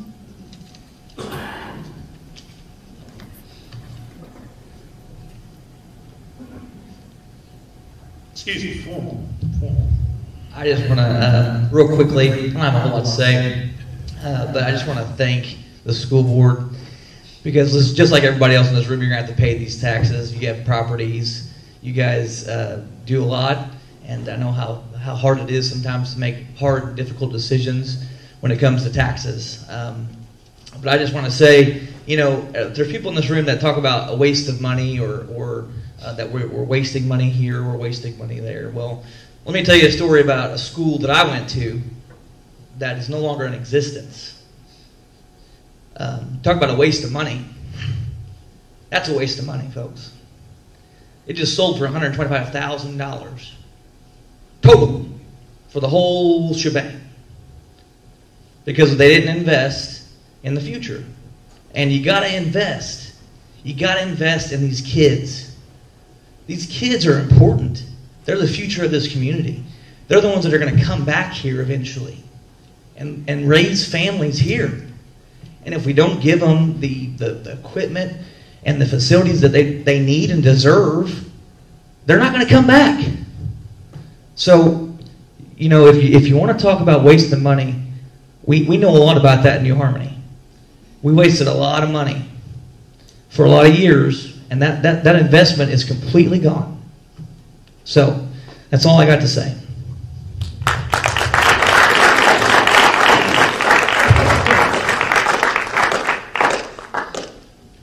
Stephen Bender.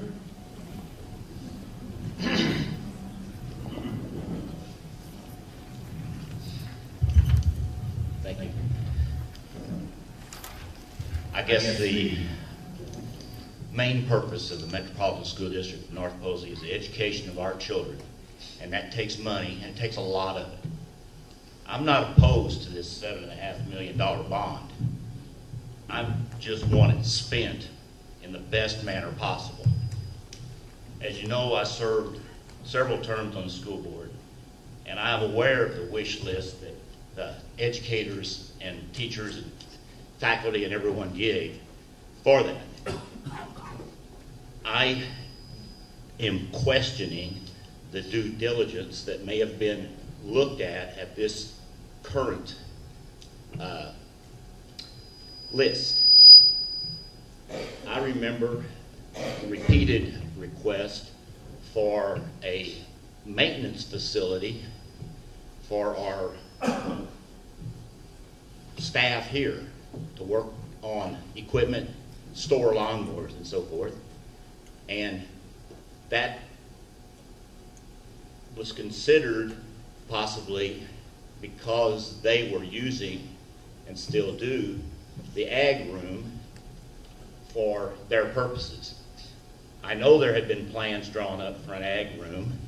I am not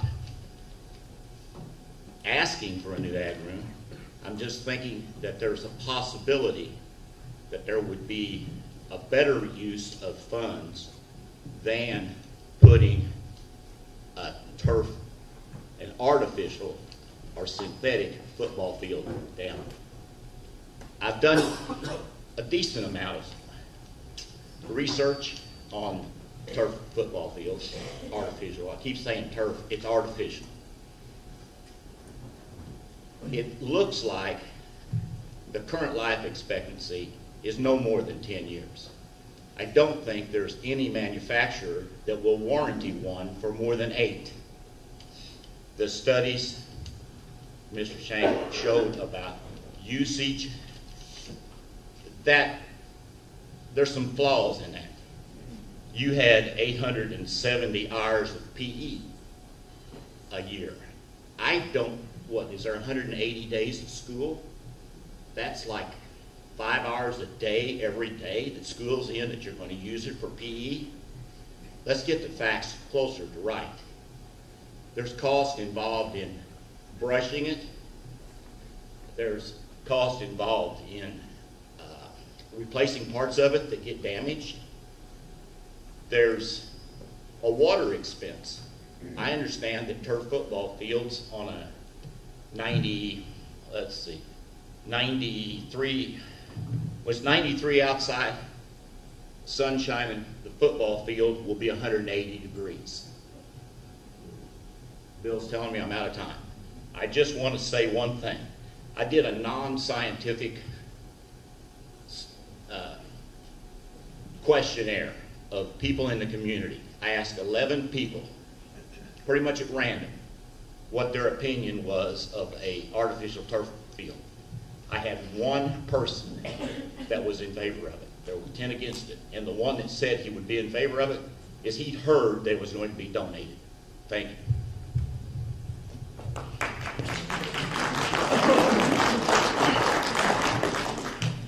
Scott Becker.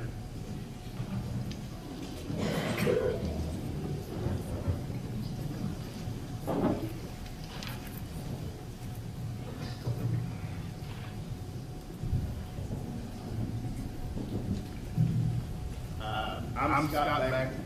This is on. I'm Scott Becker, and I actually graduated.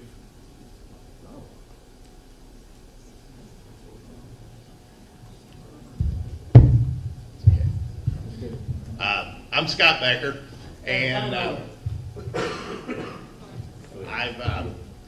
went to South Terrace, graduated from North Posey, farmed all my life, started in '82. That was when the economy was pretty tough. I'm not going to say that it's back to that that level yet, but we all have to learn to live within our means.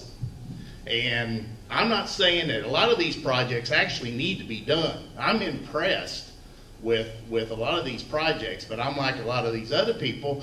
We just feel like we need a little more transparency and you know, kind of know what's going on. I've got a couple questions here. I don't know how you come to that $7.5 million in this bond request, and you know, I'm not the sharpest knife in the drawer, but you know, it looks like to me we just lumped all $5 million here for the high school, and we split the other amounts between the grade schools. Kind of like to know a little more detail on what we're going to spend this money on, and how do we go about that? Do we just turn this over to an engineering firm and then let them pick the contractors? Or does the school board actually have some voice in the contractors? I got a question on this track. We've mentioned it quite a bit. How old is that track? And who did the upgrade at the last time it was upgraded? Does anybody care to answer that?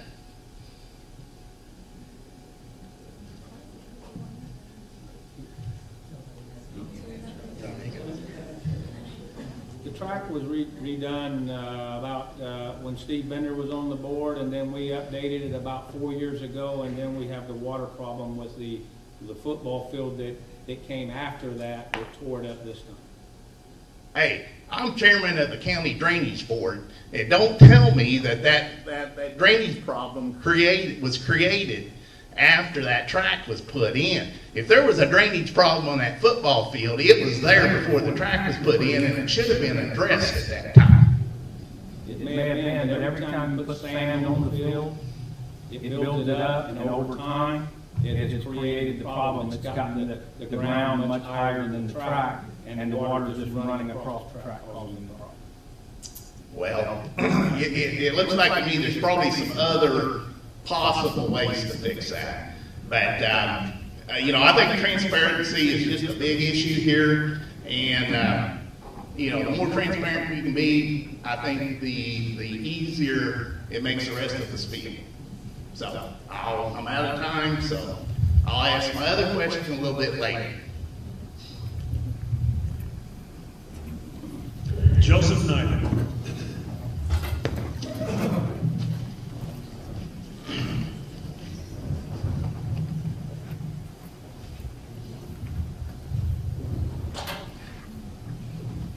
First, I'd like to just say that I'm proud to be part of this community, and be beyond proud, because that's kind of a status, right? I'm privileged to be part of this community. And I don't take it lightly. What we undertake here is a group of people who come together and practice a little democracy. North Posey is a 4-star school. It's a blue ribbon school, and if you have real estate, or you're purchasing real estate, or you have land, those things go hand in hand.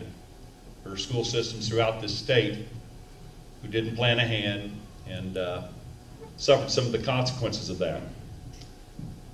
I'm thankful for generational leadership, the consolidation that must have been incredibly difficult in 1959. To tell you how North Elementary is, I was a first grader. That's old. Long time ago. And that was a significant project, one that was met with a lot of discussion. So was the junior high. And along the way, we refurbished, we remodeled, we put on a roof system.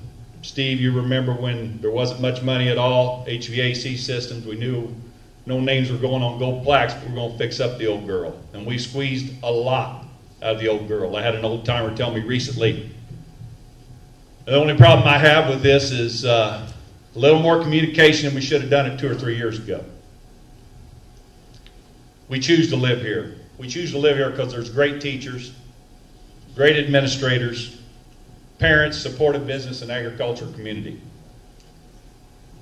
My wife and I have raised 2 kids here.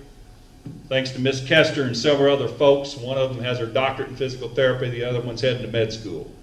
It started here. It's an exceptional school, and I want it to continue to be that.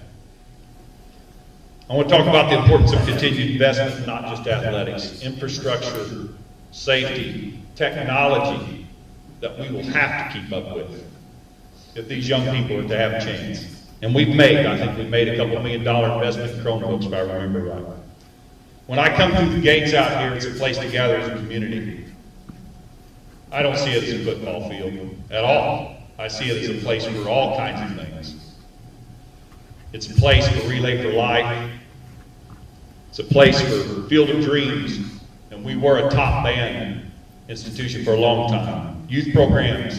PE has new standards. And there are new standards that have to be met. And we have great young teachers. Teachers with another issue we'll have to address real soon about how they get paid because they've chosen to do this their life. But I trust you guys. I trust you. I expect you to lead. I expect you to be transparent.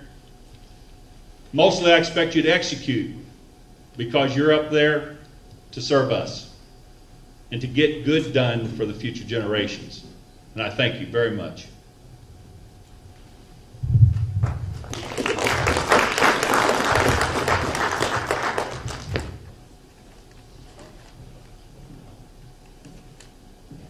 Well, at this time, this concludes. You should have my name up there as well. I don't, but what's your name? Come on up and talk, sir. Zach Culprit. I apologize. I thought that you were. I filled it out before I walked in the building. That's fine. That's fine. There's no problem. There's no problem. A lot of what I have to say echoes Steve Bender. There's no question that we need to invest in our children and this school. My huge issue with this whole process is most of our questions that we've had today could have been answered before that bond was approved in last month's meeting that, by the way, was not even on the agenda, and I do not think that was an accident.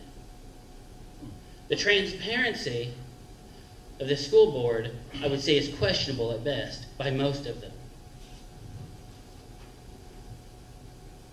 I'm very proud to be from North Posey. I have, or will have very shortly, 5 children in this school system. I pride myself saying my children go here.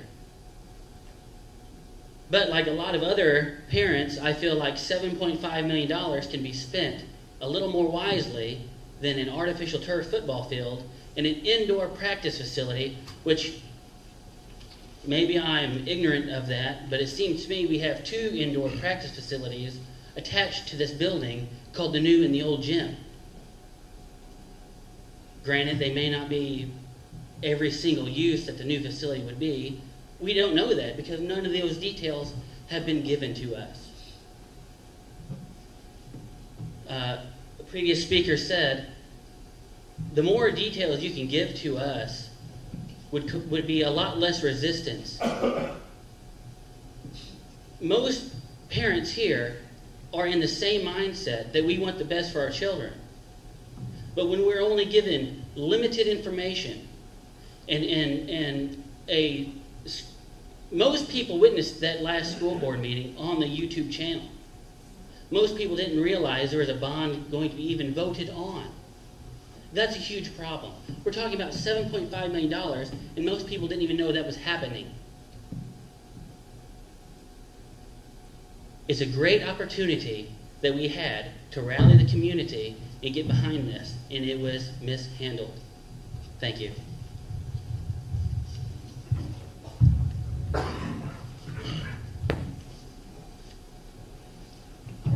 Well, just a couple of points of order I must comment upon. First of all, the $7.5 million bond issue has not been approved. There are many steps that must be made yet. There are several steps. Some comment was made about who determines the contractors. Well, of course, as with any public project, there are bids that must be published. And the architect prepares the specifications along with various alternatives. We hope we have a lot of bidders. The school board doesn't have any preference about who's the contractor, other than they're a competent one and one with a good reputation. This has been the practice of North Posey High School for years. And as far as it's the law. As far as I know, it's the practice of every school corporation in the state of Indiana. So the way the law is, you may disagree with the law, but the law, we're doing things in sequential order. And tonight's hearing is scheduled to do just what happened tonight. Present information, hear information. There's no need to have the hearing unless the step was taken last month at the board meeting to take the initial step. The reality is we are incurring expenses, professional fees from our architect, from our financial advisor. They're not too severe in my opinion yet, but the reality is we have to have some information by which to go. We just can't simply talk without professional advice. And as to the comment whether or not this procedure is legal in terms of the bonding process and asking the decision to be tabled tonight, well, that's strictly up to the board. The board has the right to do whatever they want to do. But just like with architects and financial advisors, the school board also consults professional attorneys that specialize in these issues. Our school district uses the advice of Vice Miller in Indianapolis. I'm certainly not an expert in this area. I'm basically a conduit of information and procedure. I can tell you that our advisor or our law firm, Ice Miller, has advised us to proceed in the manner we have. With that, I'm going to close the 1028 hearing and turn the meeting over to our president, Jeff Gentile.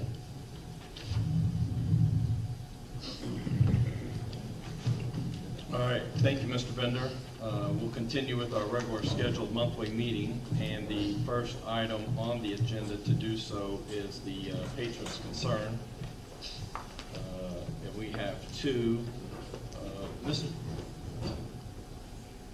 Helfrich, I had you signed up as a patron concern, is that correct? Or is, not anymore. Okay, thank you.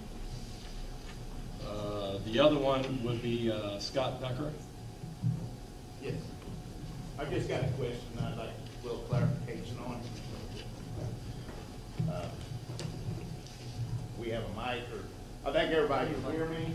I just want a little clarification on your closed door meetings.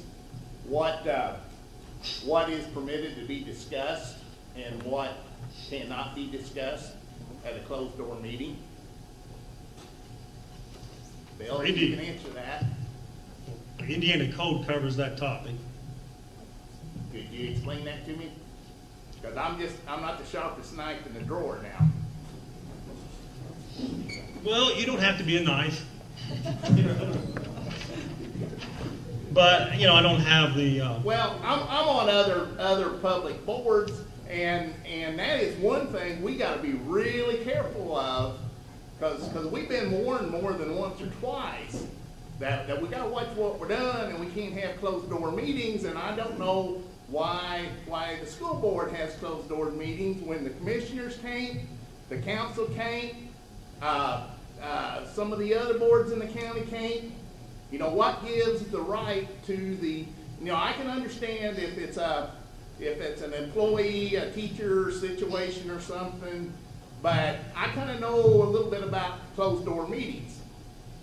And I'm just not sure, what you talk about behind closed doors, and that bothers me a little bit. It gets back to that transparency thing. So that's really all I had. Well, I just got to correct you. The commissioners, the council do have executive sessions. So we follow the law.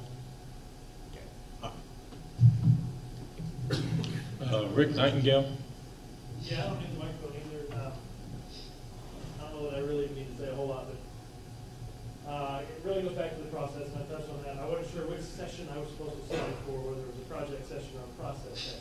But I did a little research, and I don't believe that anything illegal was happening in the last meeting. Improper and illegal are two different things, though. Dr. Kemp, I'm going to specifically say the way you spoke to me was frustrating to the point that I walked out because I didn't want to make a scene. I didn't want somebody like Mr. Layton to have to remove me. Not because of violence, just because of saying something or being inappropriate. I told Jeff when he reached out to me that I have learned over the years when it's time for me to just walk away. Your comment was, this is a public meeting, a meeting held in public, not a public meeting. I took that as, sit down and shut up, let us do what we're doing. The problem is, when the comment section is in the beginning, and then after the comment section, new business is brought up. And that new business isn't, should we approve this vacation or do that? It's just the normal day-to-day things of the school board. But that new business is, we want to raise property taxes and bond $7.5 million. Do you think or do you not think that it is appropriate to allow the voters to have questions answered before that vote is taken? Because while this might not be the done deal, I find it hard to believe that after we leave today, something is going to reverse course. And I think that's the concern that people have. While technically speaking, while legally speaking, it might not be a done deal. That is to say that tomorrow the school corporation is not going to have $7.5 million to pay.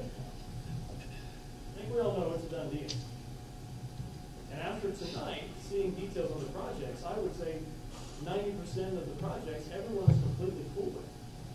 I mean, no one's going to say, no, don't redo your office so that it makes it safe for the kids. And if they would say that, well, shame on that person. But how these things happen makes a huge, huge difference. And when we're talking about property taxes, when we're talking about investment in our future, people should have the ability to voice their concerns, to have their questions answered before a vote is taken. The man on the end had it right. I'm going to say this real quickly, and then I'm going to leave and then you go home for bedtime for my kids. Property taxes don't affect just those of us who are homeowners. And if I'm not mistaken, depending on which school you're talking about, we have, I don't know if it's disproportionately high, I don't think it probably is, but we have a decent amount of students who are on free or reduced lunch. When we raise the property taxes, I mentioned this to my wife, and she said, well, a lot of those people, they might not be homeowners. And I reminded her that when we were landlords, if our property taxes went up on a house that we rented, we wouldn't have said, that state told me to make less money. I would have raised the rent. My overhead, my operating costs of having that real property went up when I raised the rent. We talk about being concerned about losing enrollment numbers because of not having these facilities. I would argue that raising rent on people who are already struggling to make ends meet, as evident by the fact that they are on free and reduced lunch, could potentially, when their lease is up, drive them out of the school district. You lose enrollment. Now, I can absorb the cost of a property tax increase. And if someone were to come to me and said, hey, we want to raise money to put in new equipment at the playground South Terrace, I got to check with that. And I think there are more people like me. Are there projects on this list that have a different way of being funded without defaulting to borrowing money? That's not an open question, it's just something to hold on. All right, that concludes. Sorry. I've got one clarifying question because it's just a little, I saw and I'm concerned of timing from a historical perspective. The interest rate plus 1% on your calculation, what, generally speaking, interest rate are you talking about? So the interest rate, we use what's called the MMD. It determines the municipal market at any given day what the interest rate is for different varying credits. That is how bonds would be sold is we would designate a day to sell the bonds. We would then receive bids from several different banks and underwriters and would move forward with the lowest interest rate. I do know that the rate that we used was very conservative. Like I said, we added 1%, and actually since the time that we have put together those financial numbers, rates have even gone down further. So the rate we used was about 5.6%. That's what I'm at. About 5.6% was the true interest cost that we used, and we're seeing rates quite a bit below that now. So that treasury note, in your treasury note plus certain rate, or how do you, what is the base? It's based off the MMD. That's a scale you can look up and access. It's published by Thomson Reuters. It is not directly correlated to the Treasury bond note, but it's kind of related, but they're not directly correlated. Okay. So that's all we had signed up for patrons' concern. We appreciate that. Our next item on the agenda is the approval of the minutes, claim docket, consent items that were presented to each of you previously. Entertain a motion to. Mr. President, I'd like to add one thing to that. This afternoon, I received a retirement letter from Nancy Dugan. She is our Director of Food and Service for the corporation. She's been with us for 31 and a half years at the end of this year.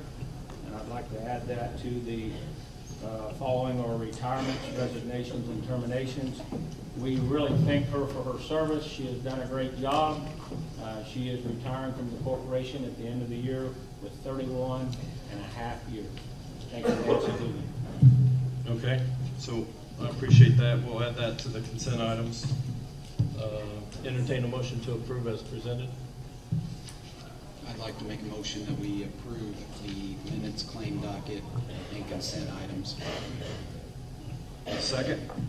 I'll second. So we have a motion by Mr. Schmidt and seconded by Mr. Oakley to approve the minutes, claim docket, consent items as presented with the inclusion of the retirement of Nancy Dugan. Any other comments or questions? All in favor say aye. Aye. All opposed, same sign. Motion carries. New business, Dr. Camp. I want to thank everyone for attending tonight and all of your comments. I do feel like that it is important for us to move forward in the 3 projects. And at this time, I'm going to ask the board to approve the resolution that is required when spending over $1 million that is borrowed from a bond. The project at North Elementary is $1.3 million. And I'm going to ask Mr. Bender to read that resolution at this time. Yes. First project resolution is for North Elementary School project. I will read this resolution in its entirety. The other 2 that follow, I'll just read the part that varies. So whereas the Board of Trustees of the MSD of North Posey County, hereafter called School Corporation, at a meeting on March 11th, 2019, held a public hearing in accordance with Indiana Code 20-26-7-37,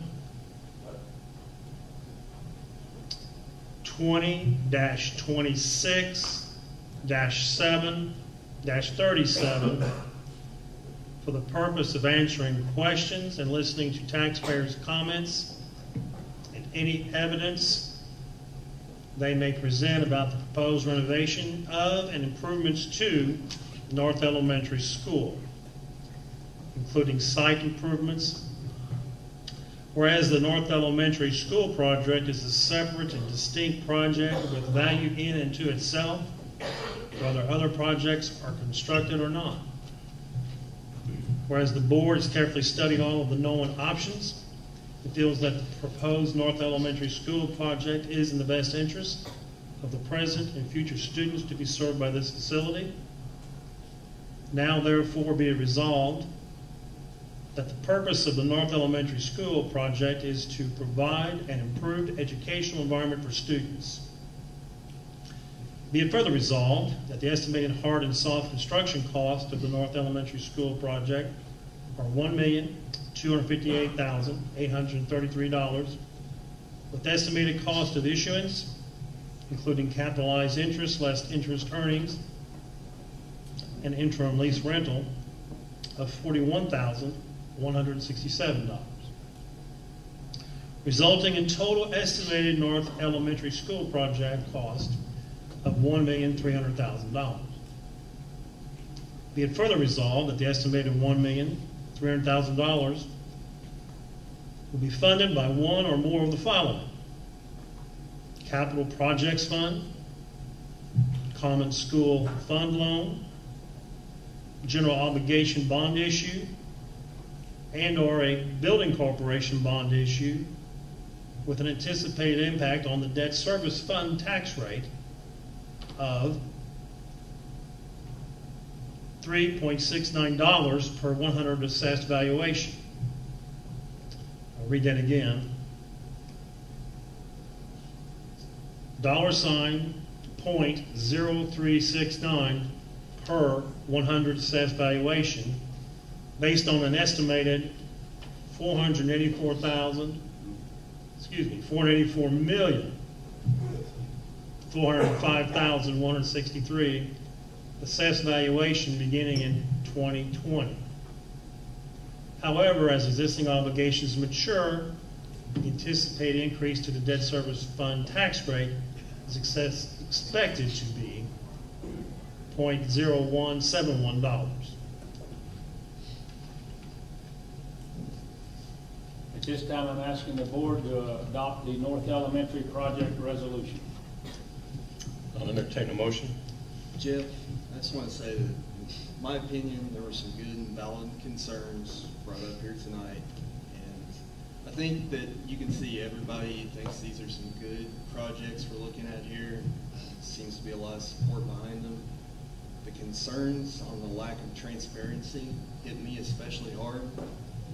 So I'm again going to make a motion that we take a little time to look at some of the concerns that were brought up here tonight and take them under advisement before we proceed. All right, so we have a motion to table this. Is that correct? Yes. Okay. Second? Excuse me, Jeff. Technically, there's no motion on the table to be tabled. There's no motion to be tabled. Proper procedure is for a motion to pass the resolution, for it to be seconded, and before a vote is taken, a motion to table it.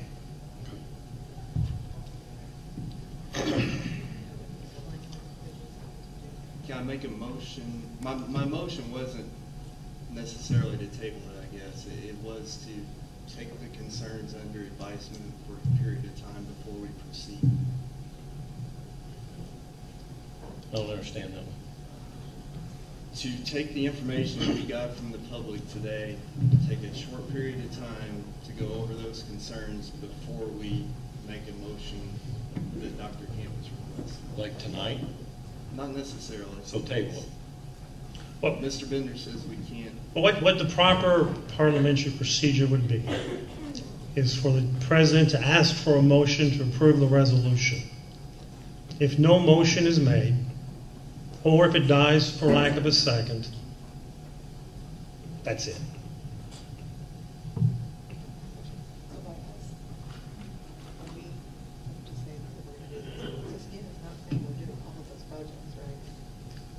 That's correct. Is to say that we're going to move forward with. My question is, so if I vote to move forward with this resolution, I'm not voting that every single project that's what we're going to do. We're just saying we want to keep moving forward. We want the architect to keep moving forward with getting us bids, but we haven't decided on what projects we're going to be doing yet. So I just wanted to clarify if I go to vote for this, what that is stating. It means I want to keep moving forward because I believe most of these projects are well worth our time. That's all, right, from our vote. We still have a lot of discussion to do. Yes, and everybody knows all along it's not the projects that I've had the concern with, it's the speed of the process. So once again, I'm trying to slow the process. That was the intent of my motion. Okay, so how about we do this? I'll entertain a motion to approve the resolution as presented by Dr. Camp as it relates to the North Elementary School project resolution, and that planning, which is spending $1 million per building, and that cost is $1.3 million that we have laid out. I'll make a motion. I'll second. So we have a motion by Mrs. Will and seconded by Mr. Schmidt to approve the North Elementary School project resolution to move forward with the project of cost of $1.3 million. Any comments or questions? So my motion is dead at this point then? Well, if you want to restate, if this would be the time to move to table. So I would now need to move to table this for a period of time to take the concerns brought up tonight under advisement. Correct. Okay. So we have a move to table. We'll need a second to move that forward. Having heard none, that fails, correct? Correct. So we're back to the original motion made by Mr. Will and seconded by Mrs. Schmidt. Excuse me, I got that wrong. Motion made by Mrs. Will and seconded by Mr. Schmidt For the North Elementary School project resolution, $1.3 million. All in favor say aye. Aye. All opposed, same sign. That motion carries. We need to read into the, is it a 4, I didn't hear, is it a 4-1 vote? I abstain. No, I didn't hear So, that. I didn't know, it's so 4 in favor? 4, so you abstain? I abstain on that. So 4 in favor and 1 abstention, is that correct? Yes. All right, next is, At this time, I'd like to ask the board to approve the South Terrace Elementary School Resolution Project, and I will ask Mr. Bender to go into the details of that resolution. this resolution for the South Terrace Elementary School project is essentially the same as the previous resolution until as follows. Be it further resolved that the estimated hard and soft construction cost of the South Terrace Elementary School project are $1,162,000, with estimated cost of issuance, including capitalization interest, less interest earnings and interim lease rental, of $38,000, resulting in total estimated South Terrace Elementary School project cost of $1,200,000. Be it further resolved that the estimated $1,200,000 will be funded by one or more of the following: Capital Projects Fund, Common School Fund Loan, General Obligation Bond Issue, and/or a Building Corporation Bond Issue with an anticipated impact on the Debt Service Fund tax rate of $0.0341 per $100 assessed valuation, based on an estimated $484,405,163 assessed valuation beginning in 2020. However, as existing obligations mature, the anticipated increase to the debt service fund tax rate is expected to be $0.0158. And that's the resolution. All right, we'll entertain a motion to approve that resolution as presented for the South Terrace School project of $1.2 million. I'll make a motion that we approve the resolution to approve the issuance of the bond for $1.2 million. I'll second that. So we have a motion by Mr. Schmidt and seconded by Mr. Stock to approve the South Terrace Elementary School project resolution and $1.2 million cost. Any other comments or questions? I have a couple of comments. I don't know if this is the right place to insert them, but I'm going to anyway. Pretty obvious, everybody's heard my opinion on the process. It's moved too quickly, and I just wish we had been able to give more community input as we move forward where there are finances attached. I think when you're making plans with other people's money, you owe it to them to have a slow, methodical process. This one hasn't felt that way to me. No matter what my opinion is, though, I think we're now at a point where we have chosen to move forward. Last meeting, to move forward on taking out the $7.5 million bond. We're continuing to move forward with during this meeting. So at some point, this money will be spent. And like I said, I think you've seen tonight, there's a lot of community support behind these projects. I don't think that enough taxpayer input has gone into the decisions. I think that's evident by the crowd that showed up tonight. I do sincerely believe that the principals and administration has done their due diligence in getting teacher, staff, and professional input as they form these project lists.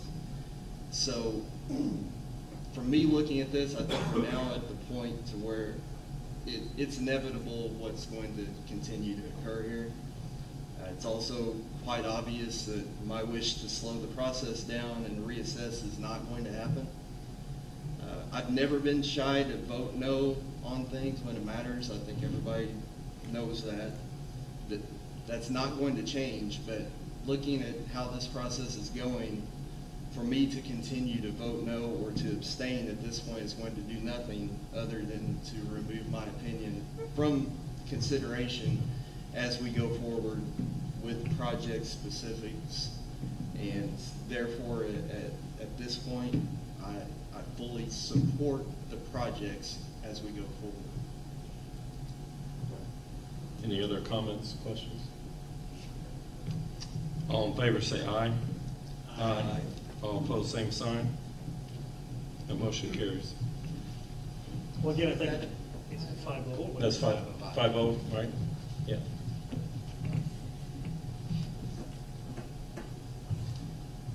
At this time, I would like to ask the board to approve the North Posey High School, Junior High School project resolution that is required for the school that is planning to spend more than $1 million per building. And I would like to ask Mr. Bender to read that resolution into the minutes. This resolution is for the North Posey High School project. Again, the first 5 or 6 paragraphs are the same. Read what it differs from the other 2 resolutions. Be it further resolved that the estimated hard and soft construction cost of the North Posey High School project are $4,841,667. That's $4,841,667,000 with estimated cost of issuance, including capitalized interest less interest earnings and interim lease rental, of $158,333, resulting in total estimated North Posey High School project cost of $5 million. Be it further resolved that the estimated $5 million will be funded by one or more of the following: Capital Projects Fund, General Obligation Bond Issue, and/or a Building Corporation Bond Issue with an anticipated impact on the debt service fund tax rate of $0.1420 per 100 assessed valuation, based on an estimated $484,405,163 assessed valuation beginning in 2020. However, as existing obligations mature, anticipated increase to the debt service fund tax rate is expected to be $0.0657. Asking the board to approve this resolution as read. Entertain a motion. I'll make a motion. We accept the project resolution for North Posey High School at an estimated cost of $5 million. Second. I'll second it. So we have a motion by Mr. Stock and seconded by Mr. Schmidt to approve the North Posey High School project resolution for a total project cost of $5 million. Any other comments or questions? I do have a comment. So I just want to clarify still, just because we've got all these projects that are in here, turf football field facility, we are still, I mean, I know this process, I'm just kind of reiterating it for everyone. We're still getting bids on each one of those projects. They could come back and still be more money than our $7.5 million bond, correct? Yeah. Okay. So we have still not voted on which projects will actually happen at this point. It's just a total dollar amount. So if those projects come back are more than that, or maybe we decide that the locker room is going to cost us a lot more money to upgrade, or the STEM classroom is going to cost us a lot more money than we expected, some of these projects may not happen. So I just want to clarify that we are still working through that process. This is more a reverberation for myself as well as everyone, but as I go to vote and think forward, I want to make sure I know what projects will be going forward, basically. But I just want to say that there are changes that could still happen, and I want everyone else to be aware of that.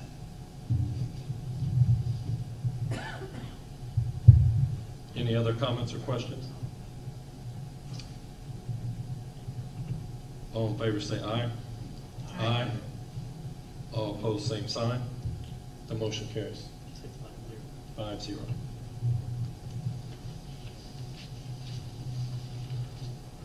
I'd like to ask the board to approve the AIE documents, standard agreement between the owner and architect, BPS.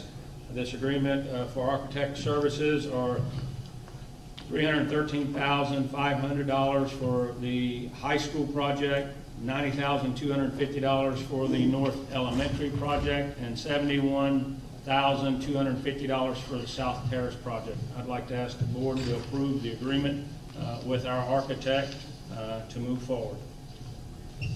Entertain a motion. I'll entertain a motion to move forward. Second. I'll second that.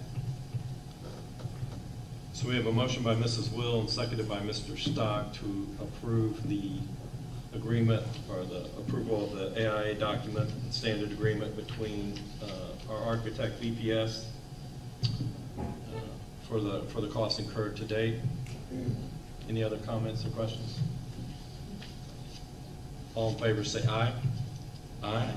All opposed, same sign. That motion carries 5-0. This time No, go ahead. I just wanted to clarify for the record that the declaration that was just passed, 5-0, means that it's not to incur more fees than necessary. It's just that what fees have been incurred to date must be paid by the school's operating fund, and that if the bonds are issued, that the operating fund be reimbursed from bond proceeds. So that's what this says.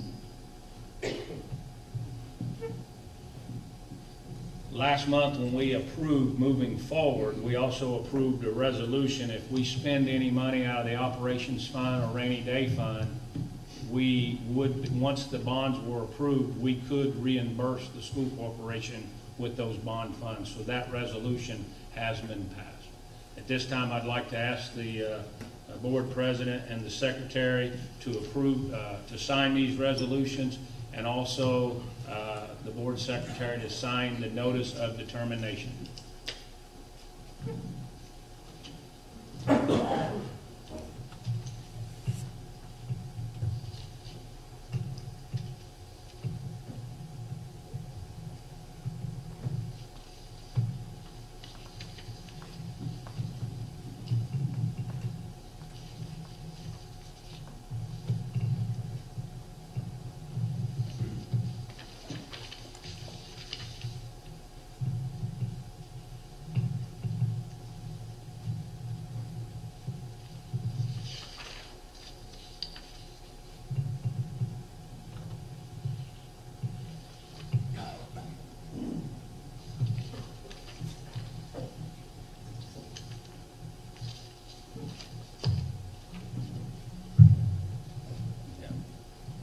At this time, I'd like to ask the board to approve the professional leave request as listed.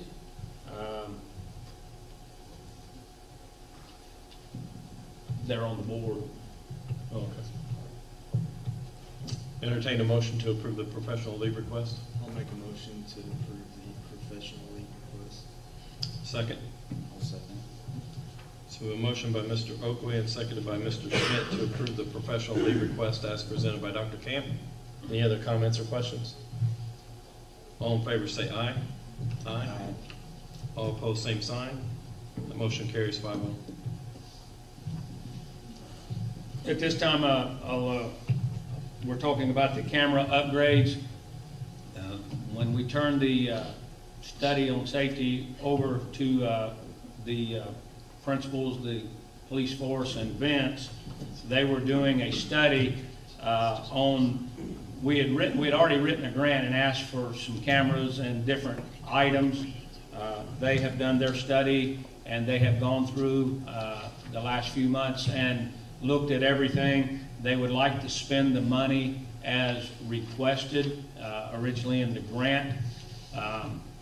in operations. I was trying to earmark some money for that. So what our plan is moving forward is to use the grant money as it was originally set up to spend the remaining dollars that's in there to upgrade our camera systems and to also expand where we have some blind spots at each school. So at the report on that, basically, we've already approved the grant and everything. We're just now ready to move forward with the recommendation from the safety committee on the study committee on safety. So we'll be moving forward on that. The next thing in reports is the clinic utilization. I provided the board with the Tri-State Community Clinics report on our utilization, and also the report with our utilization with our sharing agreement with the county, with Mount Vernon, and with the Expressway. I'd like to thank Tri-State Community Clinics for preparing that for us. Also, we have 2 compliance reports back from the state. School year 18-19 staff performance evaluation plan we received back, and all indicators are checked off as we're in 100% compliant. Also, the school year 18-19 school corporation safety audit by the state. One school is 100% compliant, the others are 95%, and basically they did not show proof that they had a fire alarm within the first 10 days. They had it within the first 11. So that was 95% compliant. All other indicators were satisfactory met. So those are the reports. The next regular meeting will be April the 8th at the board office. If executive session is needed, it will be at 5:30, and the regular meeting will be 6:30. Anybody else have anything for the good of the cause? I definitely want to not let the fact that of our 4-star school designation go unnoticed. That's something we're very proud of and continuing, and also do not want to be remiss in thanking Nancy Dugan for her 31.5 years of service to North Posey in the cafeteria capacity. We want to send out our thanks and well wishes for that as well. And with that, I'll entertain a motion to adjourn. Make a motion to adjourn. Second. Vince? I'll second. How about a motion for some heat? All right, so we have a motion by Mr. Oakley and seconded by Mrs. Will to adjourn. Mark it as we are adjourned. Thank you, everybody.